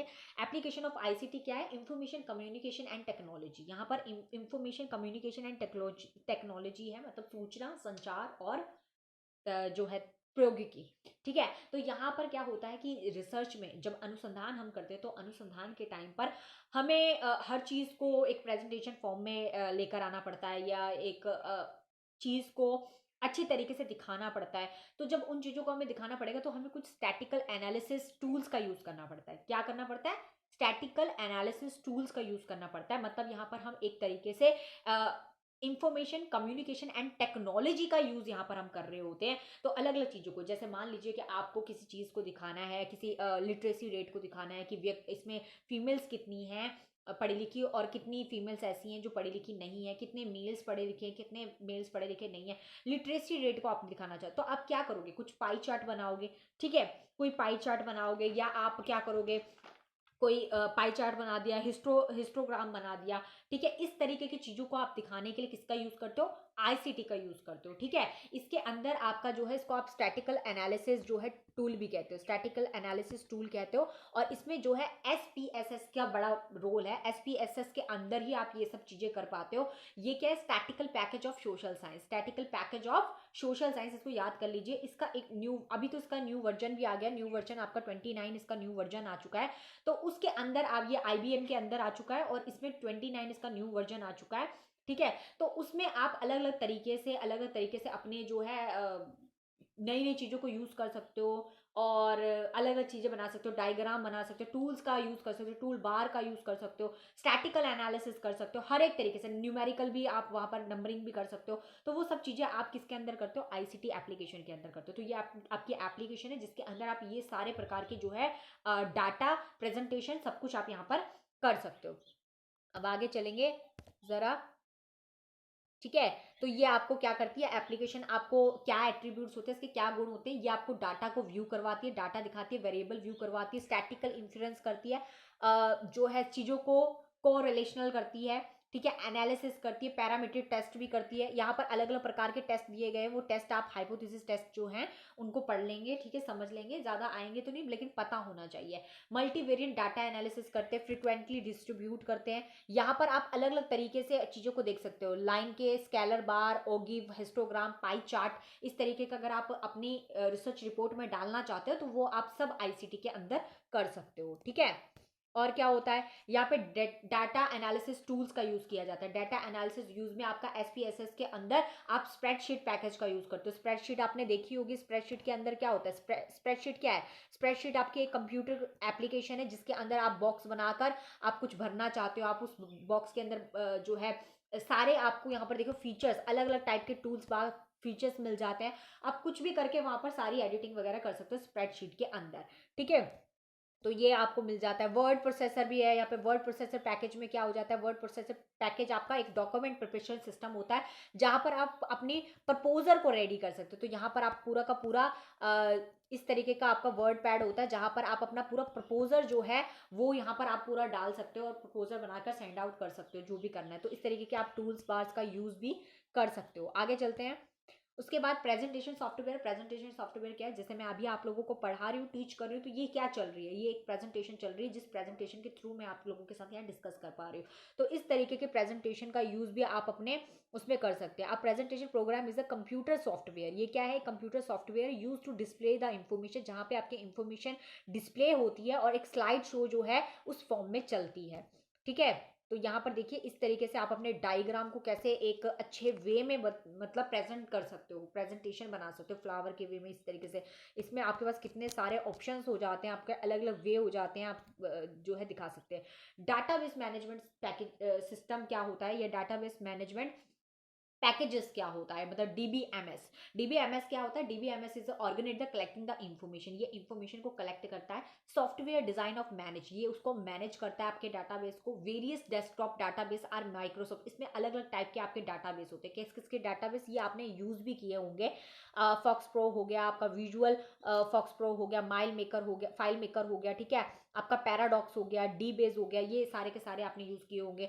यहाँ पर आपके अलग अलग ये नीचे वाले भी हैं, एम एस एसक्यूएल हो गया, ठीक है, यूनिटीग्रेटल हो गया, फायरबर्ड हो गया, ये सारे के सारे आपने यूज भी किए होंगे। डाटाबेस मैनेजमेंट पैकेजेस हैं जो आपकी इंफॉर्मेशन को कलेक्ट करते हैं। ठीक है, इस तरीके से यहाँ पर देखिए एक व्यक्ति बैठा हुआ है, अब वो व्यक्ति को कुछ डालना है तो उसके लिए उसको किसी एप्लीकेशन का यूज करना पड़ेगा। तो वो किसी भी एप्लीकेशन का यूज कर सकता है, ईआरपी का यूज कर सकता है, वेब एप्लीकेशन का कर सकता है, डायनेमिक वेबसाइट का कर सकता है, सॉफ्टवेयर एप्लीकेशन का यूज कर सकता है।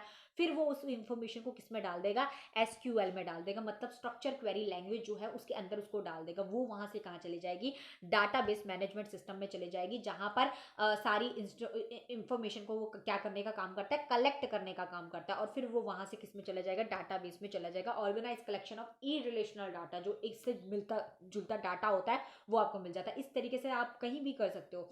ब्राउजर हो गया, आपके पास अलग अलग चीजें हो गया, आप वहां पर जब डालते हो तो उससे रिलेटेड चीजें जो होती है वो आपको अपने आप ही नजर आ जाती है, क्योंकि वो कहीं ना कहीं स्टोर होती है। अब जैसे ये क्लास चल रही है, इसका एक अपना यूआरएल है, तो यहाँ पर ये यूआरएल अगर वहां पर है तो आप उसको कॉपी पेस्ट करके अपने पास डालोगे तो जाहिर सी बात है आपको मेरी ही वीडियो दिखेगी।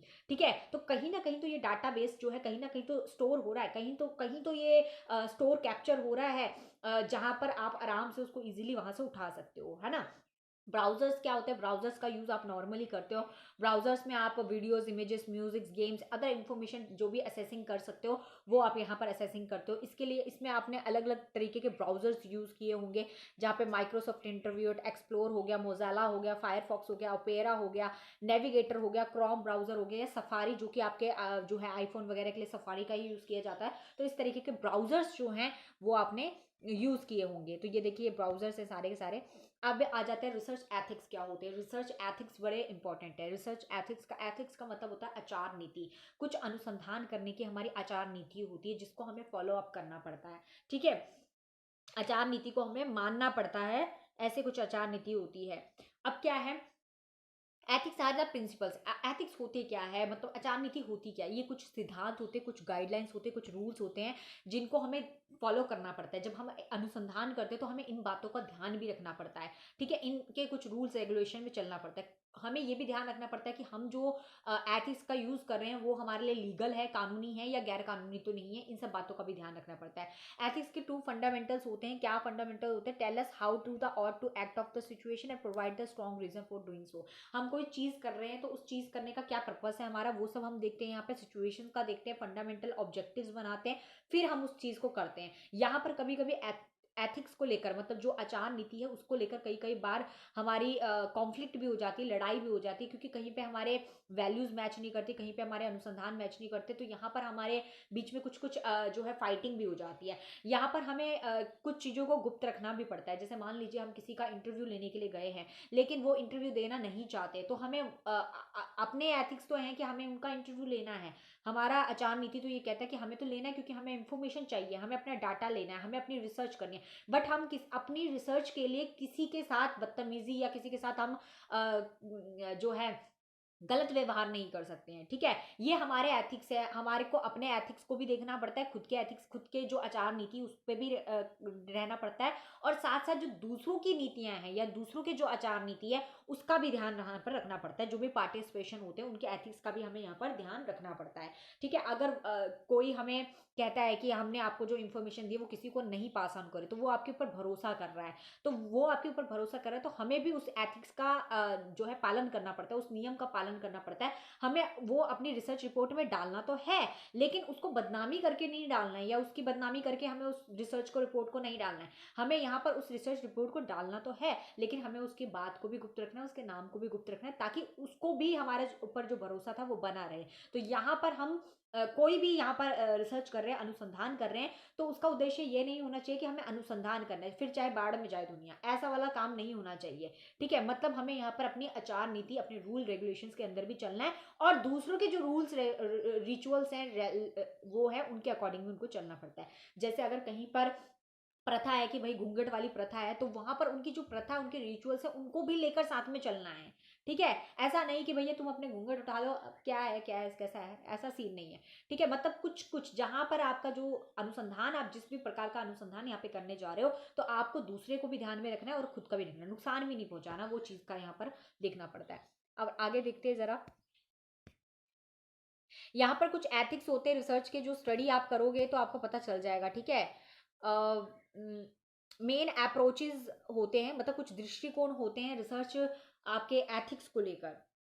रिसर्च एथिक्स को लेकर कुछ आपके अप्रोचेस होते हैं। पहला होता है आपका deontological approach. Deontological approach क्या होता है आपका, जिसके अंदर क्या होता है, we should identify the universal code in the making the ethical decision, this is absolute approach. मतलब यहाँ पर आप क्या करते हो, पूरे यूनिवर्स को देखकर या यूनिवर्स को लेकर चलते हो, एथिकल चीजें करनी पड़ती है यहाँ पर, और यूनिवर्स को एक्सेप्टेंस करना पड़ता है। मतलब यहाँ पर जैसी यूनिवर्स है उसको देखना पड़ता है, क्योंकि सबके कल्चर अलग अलग होते हैं, सबके रिचुअल्स अलग अलग होते हैं, तो यहाँ पर सबको लेकर आपको चलना पड़ता है, जिसको आप डायऑटोलॉजिकल अप्रोच कहते हो। एथिकल स्केप्टिसिज्म अप्रोच क्या होता है, एथिकल स्केप्टिसिज्म अप्रोच क्या होता है, ये आपका एक स्टैंडर्ड अप्रोच होता है, जहां पर आप क्या करता है,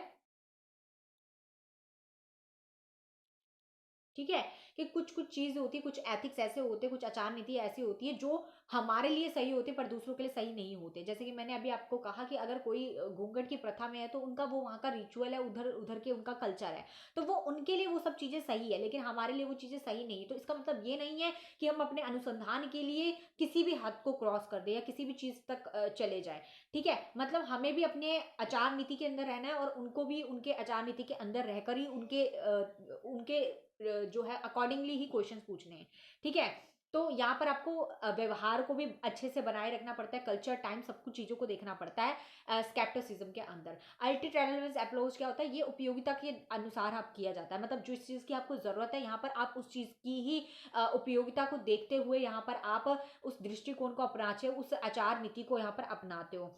ठीक है, तो आपको अगर कोई डाटा कलेक्ट करना है, और आप आप डाटा किसी व्यक्ति से कलेक्ट करना चाहते हो, और वो छुपकर आपको डाटा भी दे रहा है, तो यहाँ पर उसने छुपकर आपको डाटा दी है, तो आपको सिर्फ अपने डाटा से मतलब है, तो यहाँ पर आप उपयोगिता, आपको जो उपयोगिता थी वो आपने वो एडॉप्ट कर ली, तो इसका मतलब वो व्यक्ति आपको कह रहा है कि भाई मेरा नाम मत मेंशन करना, तो यहाँ पर आप क्या करोगे, यहाँ पर आप उसके नाम को भी गुप्त रखोगे, क्योंकि आपको जो उपयोगिता थी, जो आपको डाटा की कलेक्शन चाहिए थी, वो तो आपको मिल गई ना, तो यहाँ पर आप उसको भी ध्यान में रखोगे और उस व्यक्ति को भी ध्यान में रखते हुए चलोगे। तो यहाँ पर कुछ चीजें होती, कुछ सिद्धांत होते हैं जिनको सामने लेकर आपको चलना होता है।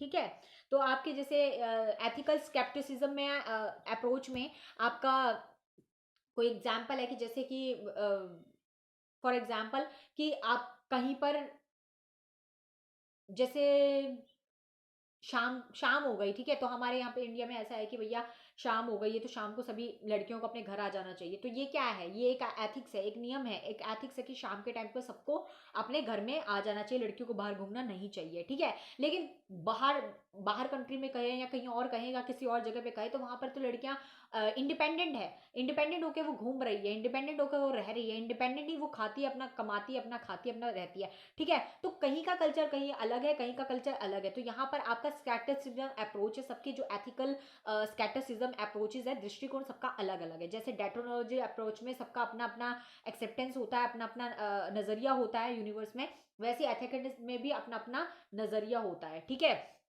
तो यही चीजें हैं इसके अंदर, थोड़ा ध्यान से पढ़ लेना इसको, हिंदी में भी है यहाँ पर। सम डिजायरेबल एलिमेंट्स है जो इंश्योर करते हैं आपके एथिक्स इन रिसर्च में, ठीक है। ये कुछ पॉइंट्स है, ये पढ़ लेना आप। मैं कुछ इंपॉर्टेंट चीजें यहाँ पर बता, ethical issues related to the participation, यहाँ पर पार्टिसिपेशन से रिलेटेड यहाँ पर कुछ एथिकल इश्यूज भी होते हैं। पार्टिसिपेशन कौन है, जो व्यक्ति यहाँ पर आपका इंटरव्यू में आपका सहायता कर रहा है। अब जरूरी नहीं इंटरव्यू ही ले रहे हो, आप किसी से डाटा भी कलेक्ट कर रहे हो, कोई इन्फॉर्मेशन आप उस किसी व्यक्ति से जानने की कोशिश कर रहे हो, तो वो आपको यहाँ पर इन्फॉर्मेशन देता है। तो यहाँ पर क्या है, आपके कुछ एथिकल रिलेटेड पार्टिसिपेशन भी होते हैं, मतलब जो पार्टिसिपेट कर रहे होते हैं आपकी रिसर्च में, आपको हेल्प कर रहे होते हैं। तो यहाँ पर आपकी रिसर्च में आप किसी से क्वेश्चन पूछ रहे हो तो वो भी तो आपको आंसर दे रहा है, तो वो भी आपकी हेल्प कर रहा है, तो पार्टिसिपेट है वो। तो यहाँ पर आपको पार्टिसिपेट का भी बिल्कुल ख्याल रखना पड़ता है। One of the most commonly cited ethical principles होते हैं, कुछ सिद्धांत होते हैं, शुड नॉट कॉज हार्म, हमें उनको नुकसान नहीं पहुंचाना, रिसर्च पार्टिसिपेंट्स को, जो भी पार्टिसिपेट कर रहे हैं उनको।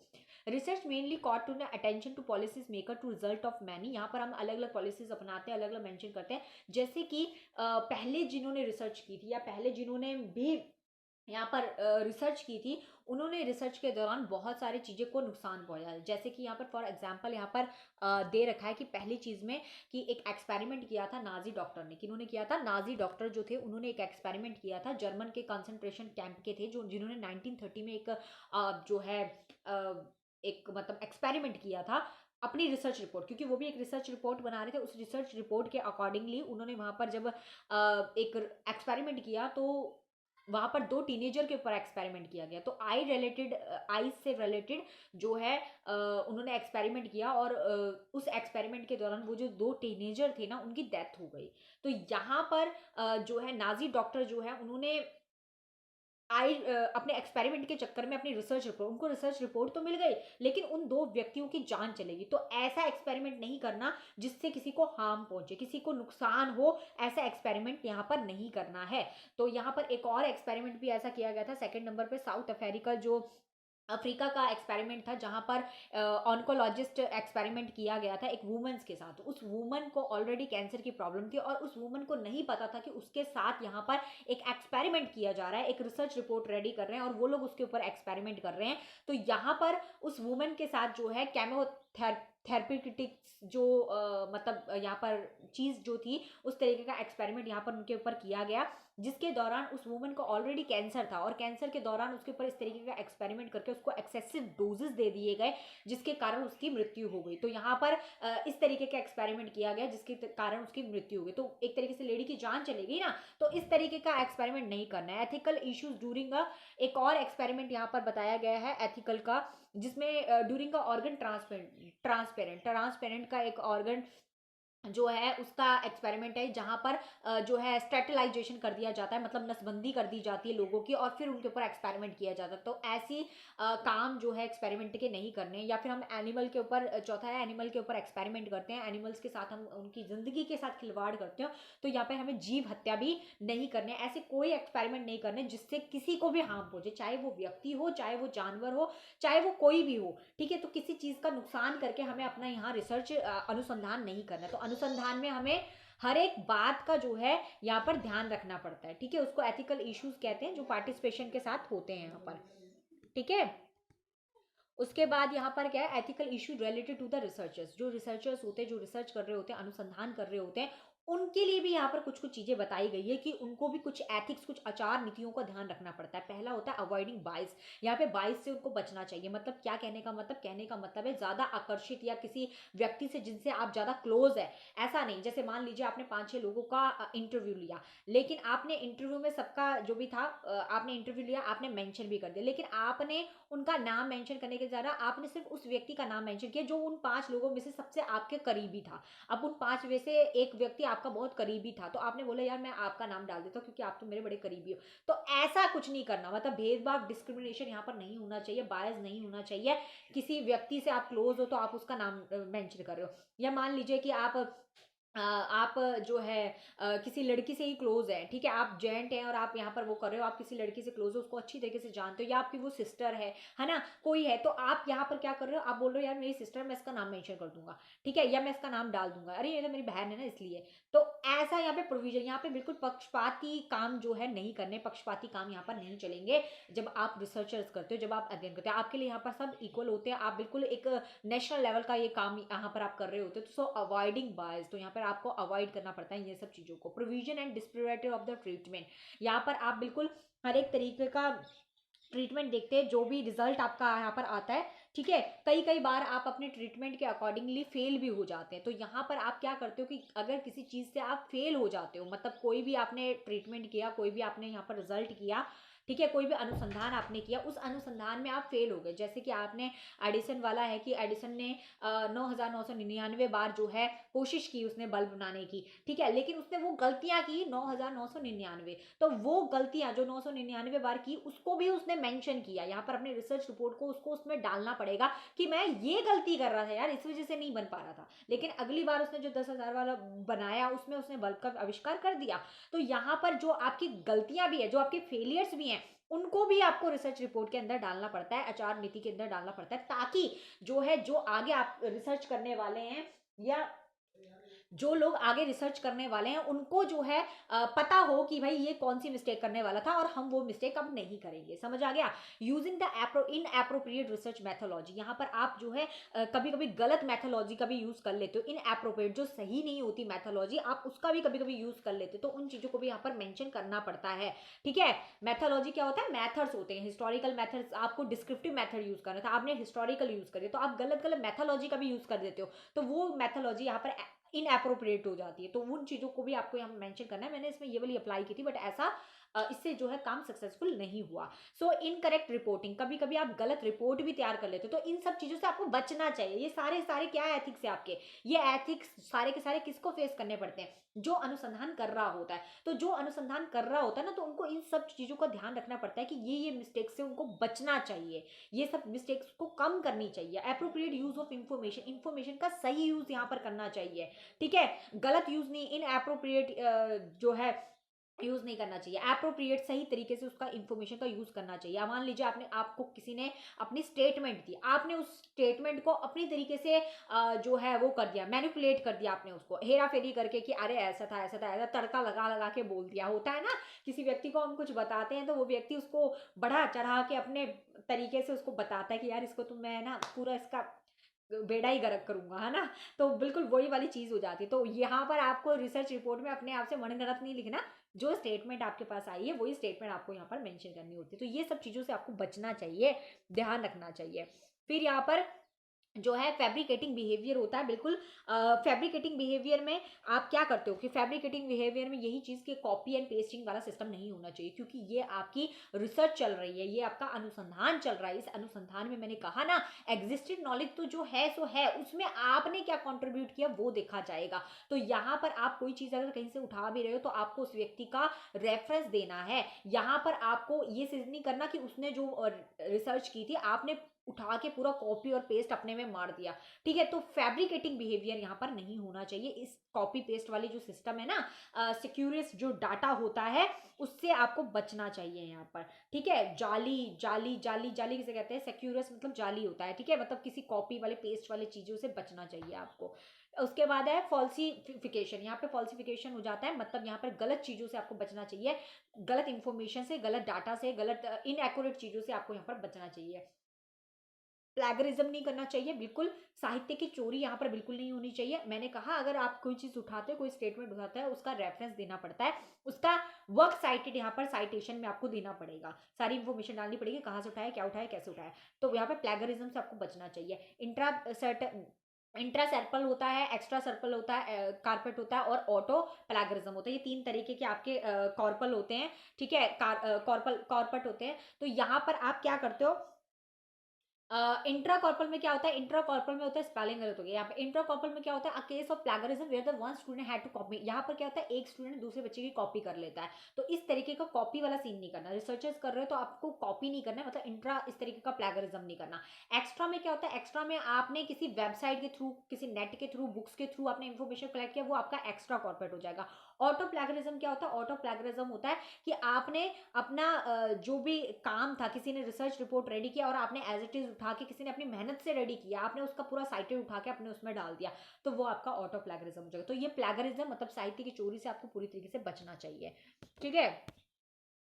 मल्टी ऑथरशिप क्या होता है, मल्टी ऑथरशिप होते हैं जब एक ऑथर की जगह बहुत सारे ऑथर्स जब आ जाते हैं, उसको कहते हैं मल्टी ऑथरशिप।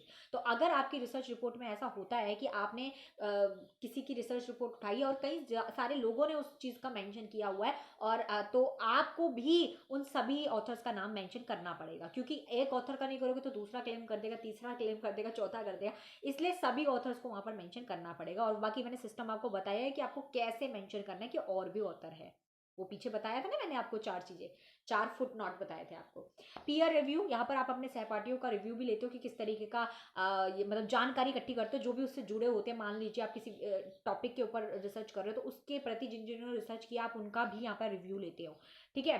डुप्लीकेटी से बचोगे, यहाँ पर आप डुप्लीकेशन नहीं करोगे, मतलब कॉपी पेस्ट वाला रिपीटिंग वाला सिस्टम यहाँ पर नहीं करोगे, बार बार चीजों को रिपीट नहीं करोगे, ठीक है।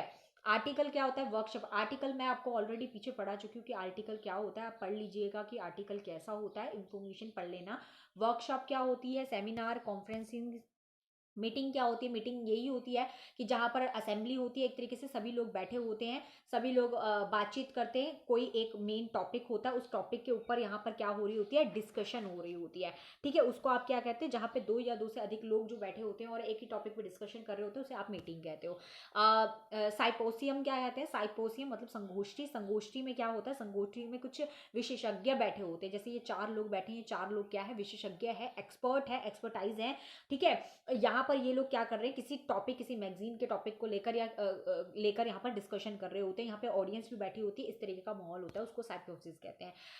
कोलोबोक्यूम क्या कहते हैं, जिसे कहते हैं वार्तालाप। वार्तालाप आपके छोटे से स्मॉल उसमें ग्रुप में हो जाता है, जैसे कि आप स्कूल लेवल पे हो या कॉलेज लेवल पे हो, तो कॉलेज लेवल पे क्या होता है, कॉलेज लेवल पर आपके जो है कॉन्फ्रेंसिंग रूम में बुला लिया जाता है आपको, और वहाँ पर आपको टीवी पे दिखाया जाता है, इसमें एक व्यक्ति जो खड़ा है वो आपको यहाँ पर लेक्चर दे रहा है। तो एक अकेडमिक सेशन वार्तालाप होती है, अकेडमिक में ज़्यादा होता है, जब आप पीएचडी सॉरी जब आप मास्टर्स कर रहे होते हैं तब आपको ये सब देखने को मिलता है। इसको आप क्लोबोक्यूम कहते हैं, that is together well educated व्यक्ति होता है यहाँ पर, बट जो यहाँ पर बैठने वाले या सुनने वाले व्यक्ति होते हैं ना, वो वेल एजुकेटेड नहीं होते हैं। वो यहाँ पर ऑडियंस होती है, उसमें कुछ आपको इग्नोर भी कर रहे होंगे, कुछ हंस भी रहे होंगे, कुछ कर रहे होंगे, कुछ कर रहे होंगे, ऐसे व्यक्ति होते हैं। ये आपके बिल्कुल ऑडिटोरियम में बुलाते हैं ना कभी कभी कॉलेज में, तो इस तरीके से। कॉन्फ्रेंसेस, कॉन्फ्रेंसेस में क्या होता है, कॉन्फ्रेंसेस में एक व्यक्ति होता है जो एक टॉपिक को लेकर आता है और आपके साथ कॉन्फ्रेंसेस करता है। ये कॉन्फ्रेंसेस आपकी जो है सम्मेलन टाइप की होती है, जैसे कि प्राइम मिनिस्टर मोदी है, वो कहीं पर जाते हैं, बाहर कंट्री में जाते हैं, तो वहां पर जाके क्या करते हैं, सबमिट करते हैं, ठीक है। जैसे रियो समिट हुई थी हमारी, है ना, ये सारे समिट के बारे में आपने पढ़ा होगा पॉलिटिकल साइंस में। तो रियो समिट हुई थी, तो ये सारी समिट क्या थी, ये एक टाइप ऑफ कॉन्फ्रेंसेस थी, ठीक है, ये कॉन्फ्रेंसेस हुई थी। तो इस तरीके के मोदी कॉन्फ्रेंसेस समिट वगैरह करते रहते हैं, तो वो उसको आप कॉन्फ्रेंस कहते हो।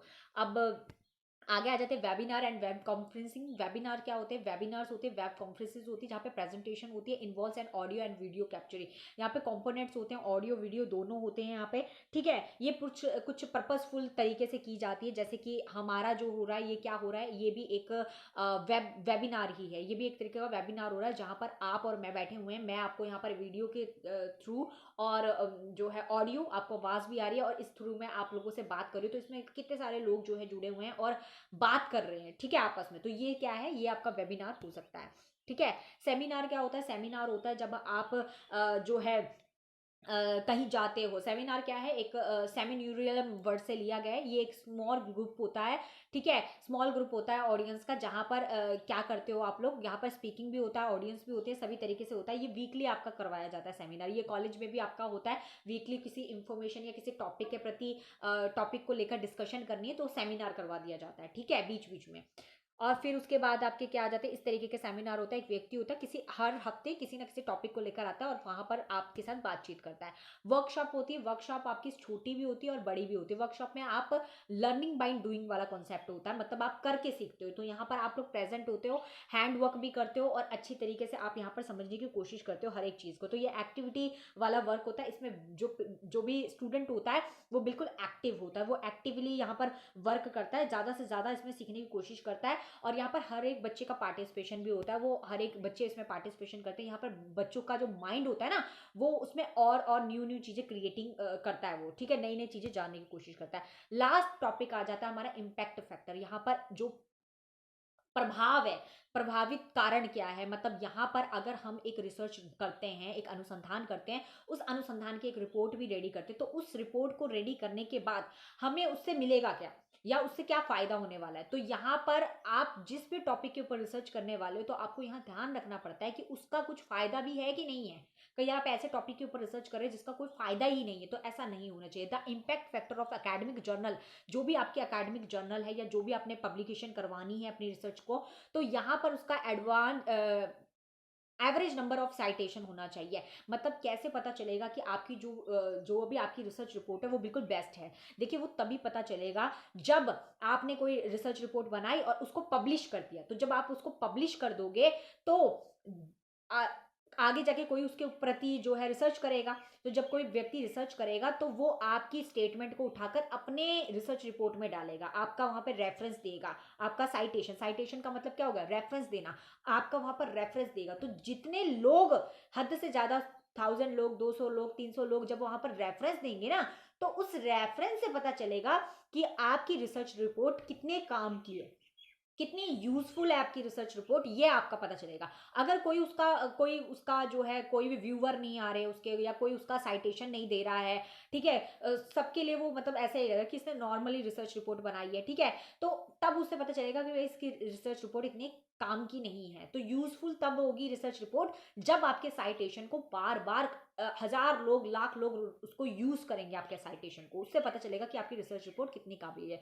जैसे फॉर एग्जाम्पल यहाँ पे मैंने हैरी पॉटर का दिया था, कि जो हैरी पॉटर जो थे, सॉरी, हैरी पॉटर का एग्जांपल दिया था, जहां पर जिस लेडी ने हैरी पॉटर की जो है रिसर्च की थी, या रिसर्च नहीं कहूंगी, मतलब एक आर्टिकल लिखा था हैरी पॉटर के ऊपर, एक उसने स्टोरी टाइप की जो भी लिखा था, उसको वो पब्लिश करवाना चाहती थी। तो वो जहां पब्लिश करवाने जाती थी वो बार बार वहां जाती थी, तो वहां पे लोग जो है उसके कपड़े वगैरह सब कुछ देखकर उसको भगा देते थे कि जा हट, तेरी कौन जो है रिसर्च रिपोर्ट लिखेगा। तो उसको हर बार भगा दिया जाता था, डांट फटकारा जाता था, कभी उसको सीरियस कोई लेता ही नहीं था उसकी रिपोर्ट को देखकर कि यार क्या है ये, हैरी पॉटर क्या है, क्या है। तो मतलब कोई उसको सीरियस नहीं लेता था। लेकिन ऐसे करते करते करते करते बहुत टाइम बीत गया, और काफी टाइम बीतने के बाद एक व्यक्ति ने सोचा कि चल, अगर ये काफी टाइम से पीछे पड़ी है कि भाई इसकी रिपोर्ट को हमें पब्लिश करना है, तो कर ही देते हैं। और उस लेडी को, वुमन को पता भी नहीं था कि उसकी जो उसकी मतलब बुक है या आर्टिकल है उसको पब्लिश कर दिया है। जैसे ही उसको पब्लिश किया, पब्लिश करने के बाद उसमें इतने ज्यादा रेन्यू आए हैं कि पूछो मत, कि मतलब बहुत ज्यादा रेन्यू आए। तब उस जिसने पब्लिश किया था उस व्यक्ति को ऐसा लगा कि ये जब इसके इतने ज्यादा व्यूअर आ रहे हैं, इसका मतलब हमें हैरी पॉटर की कुछ फिल्म निकालनी चाहिए। तब उसने हैरी पॉटर की फिल्म निकाली, और आज हम और आप, हम सब जो है हैरी पॉटर के अलग अलग जो है फिल्में देख रहे हैं, अलग अलग तरीके से हैरी पॉटर को देख रहे हैं। तो वो बिल्कुल उस वुमेन की देन थी कि उसने अपना आर्टिकल डाला। तो कभी कभी क्या होता है कि जिसने बनाया होता है, जिसने रिसर्च रिपोर्ट या आर्टिकल रेडी किया होता है, उसका आर्टिकल कई कई बार सही भी होता है, और पब्लिश करने वाले जो है पब्लिश नहीं करते उसको, क्योंकि उनके नजरिए से वो सही नहीं होता, तो वो मना कर देते हैं। तो कभी कभी वो भी गलत होते हैं। पर कभी कभी क्या होता है कि कभी कभी हमारी रिपोर्ट ही, आर्टिकल ही सही नहीं होता है, तब वो पब्लिश नहीं करते। तो दोनों में से कभी कोई भी गलत हो सकता है। लेकिन अगर अगर उस अगर वो लेडी हार मान जाती, अगर वो लेडी जो है अपनी पब्लिश नहीं करवाती, तो क्या होता? तो शायद कभी हम हैरी पॉटर जैसे फिल्म्स, इतनी अच्छी फिल्म और इतना अच्छा आर्टिकल्स जो है कभी देख नहीं पाते लाइफ में। ठीक है, बट उसने didn't she didn't give up, उसने कभी गिव अप नहीं किया, उसने हार नहीं मानी। ठीक है, तो अगर आप लोग भी यूजीसी का नेट दे रहे हो तो आप लोग हार मत मानिए भाई, करते रहिए, जम के करते रहिए प्रैक्टिस, तो जरूर आपको भी वो चीज हासिल होगी। ठीक है, तो वैसे ही उसने जो है गिव अप नहीं किया और आज हम हैरी पॉटर को देख रहे हैं। तो बिल्कुल वैसे ही है, आप अपनी रिसर्च रिपोर्ट को डालोगे तो लोग उसको साइटेशन में डालेंगे, मतलब उसका रेफरेंस देंगे, तो जब जितने लोग रेफरेंस देंगे उससे पता चलेगा कि आपकी जो पुस्तक है वो कितनी ज्यादा जो है फेमस हो रही है, या आपका आर्टिकल कितना ज्यादा फेमस हो रहा है। तो reflect the relative importance of journalism and their field with, ऐसा नहीं है कि आप अपनी पब्लिकेशन को सिर्फ एक जगह पब्लिश, मतलब एक ही जगह, सॉरी, अलग अलग जगह पब्लिकेशन नहीं करना है, मतलब एक ही जगह पब्लिकेशन करना है, मतलब एक बार आपने पब्लिश कर दी अपनी बुक, बस कर दी। ये नहीं कि आप अलग अलग जगह उसको पब्लिकेशन कीजिए। अब इसमें देखिए तीन तरीके के इंडेक्स होते हैं।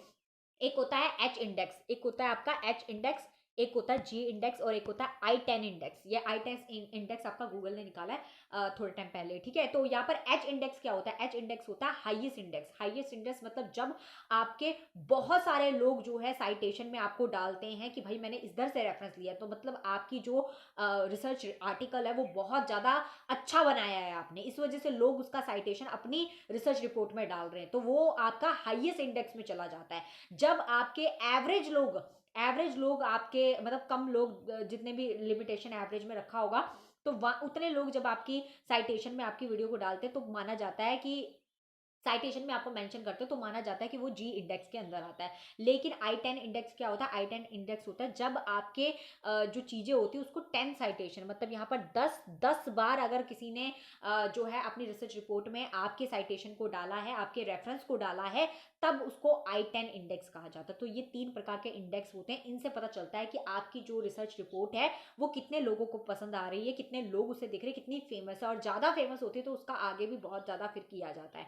ठीक है, तो आई होप आपको ये क्लास बहुत अच्छी लगी होगी और आपको सारे कॉन्सेप्ट जो है वो अच्छी तरीके से समझ में आ गए होंगे। सो प्लीज़ चैनल को लाइक कीजिए अगर आपको ये वीडियो काफ़ी हेल्पफुल लगी होगी, और जितना ज़्यादा हो सके शेयर करें, सब्सक्राइब जरूर करें, क्योंकि इसी से आपको अपकमिंग क्लासेस का पता चलेगा और काफ़ी हेल्पफुल रहा होगा। किसी प्रकार की भी डाउट होगा, क्वेरी होगी, तो आप प्लीज़ मुझसे कॉन्टैक्ट करिए और मुझसे क्वेश्चन पूछिए। ठीक है, तो मैं ज़रूर आपकी हेल्प करूंगी, और मैं चाहूंगी कि आप ज़रूर अपना नेट जेआरएफ क्रैक करें और आप भी आगे जाके रिसर्च करें, पीएचडी करें, और एक अच्छा new contribution they. I hope आपको अच्छी तरीके से ये चीज़ कॉन्सेप्ट जो है समझ में आया होगा। ठीक है, तो चलिए, ये क्लासेस बिल्कुल फ्री है, और आप जो है रेगुलर क्लासेस जो है 1 बजे का टाइमिंग होता है, तो आप देख सकते हैं। तो मिलते हैं अब नेक्स्ट क्लास में, और अब आज हमारा मैराथन जो है वो कंप्लीट हो चुका है। So bye, take care, have a nice day, Radhe Radhe.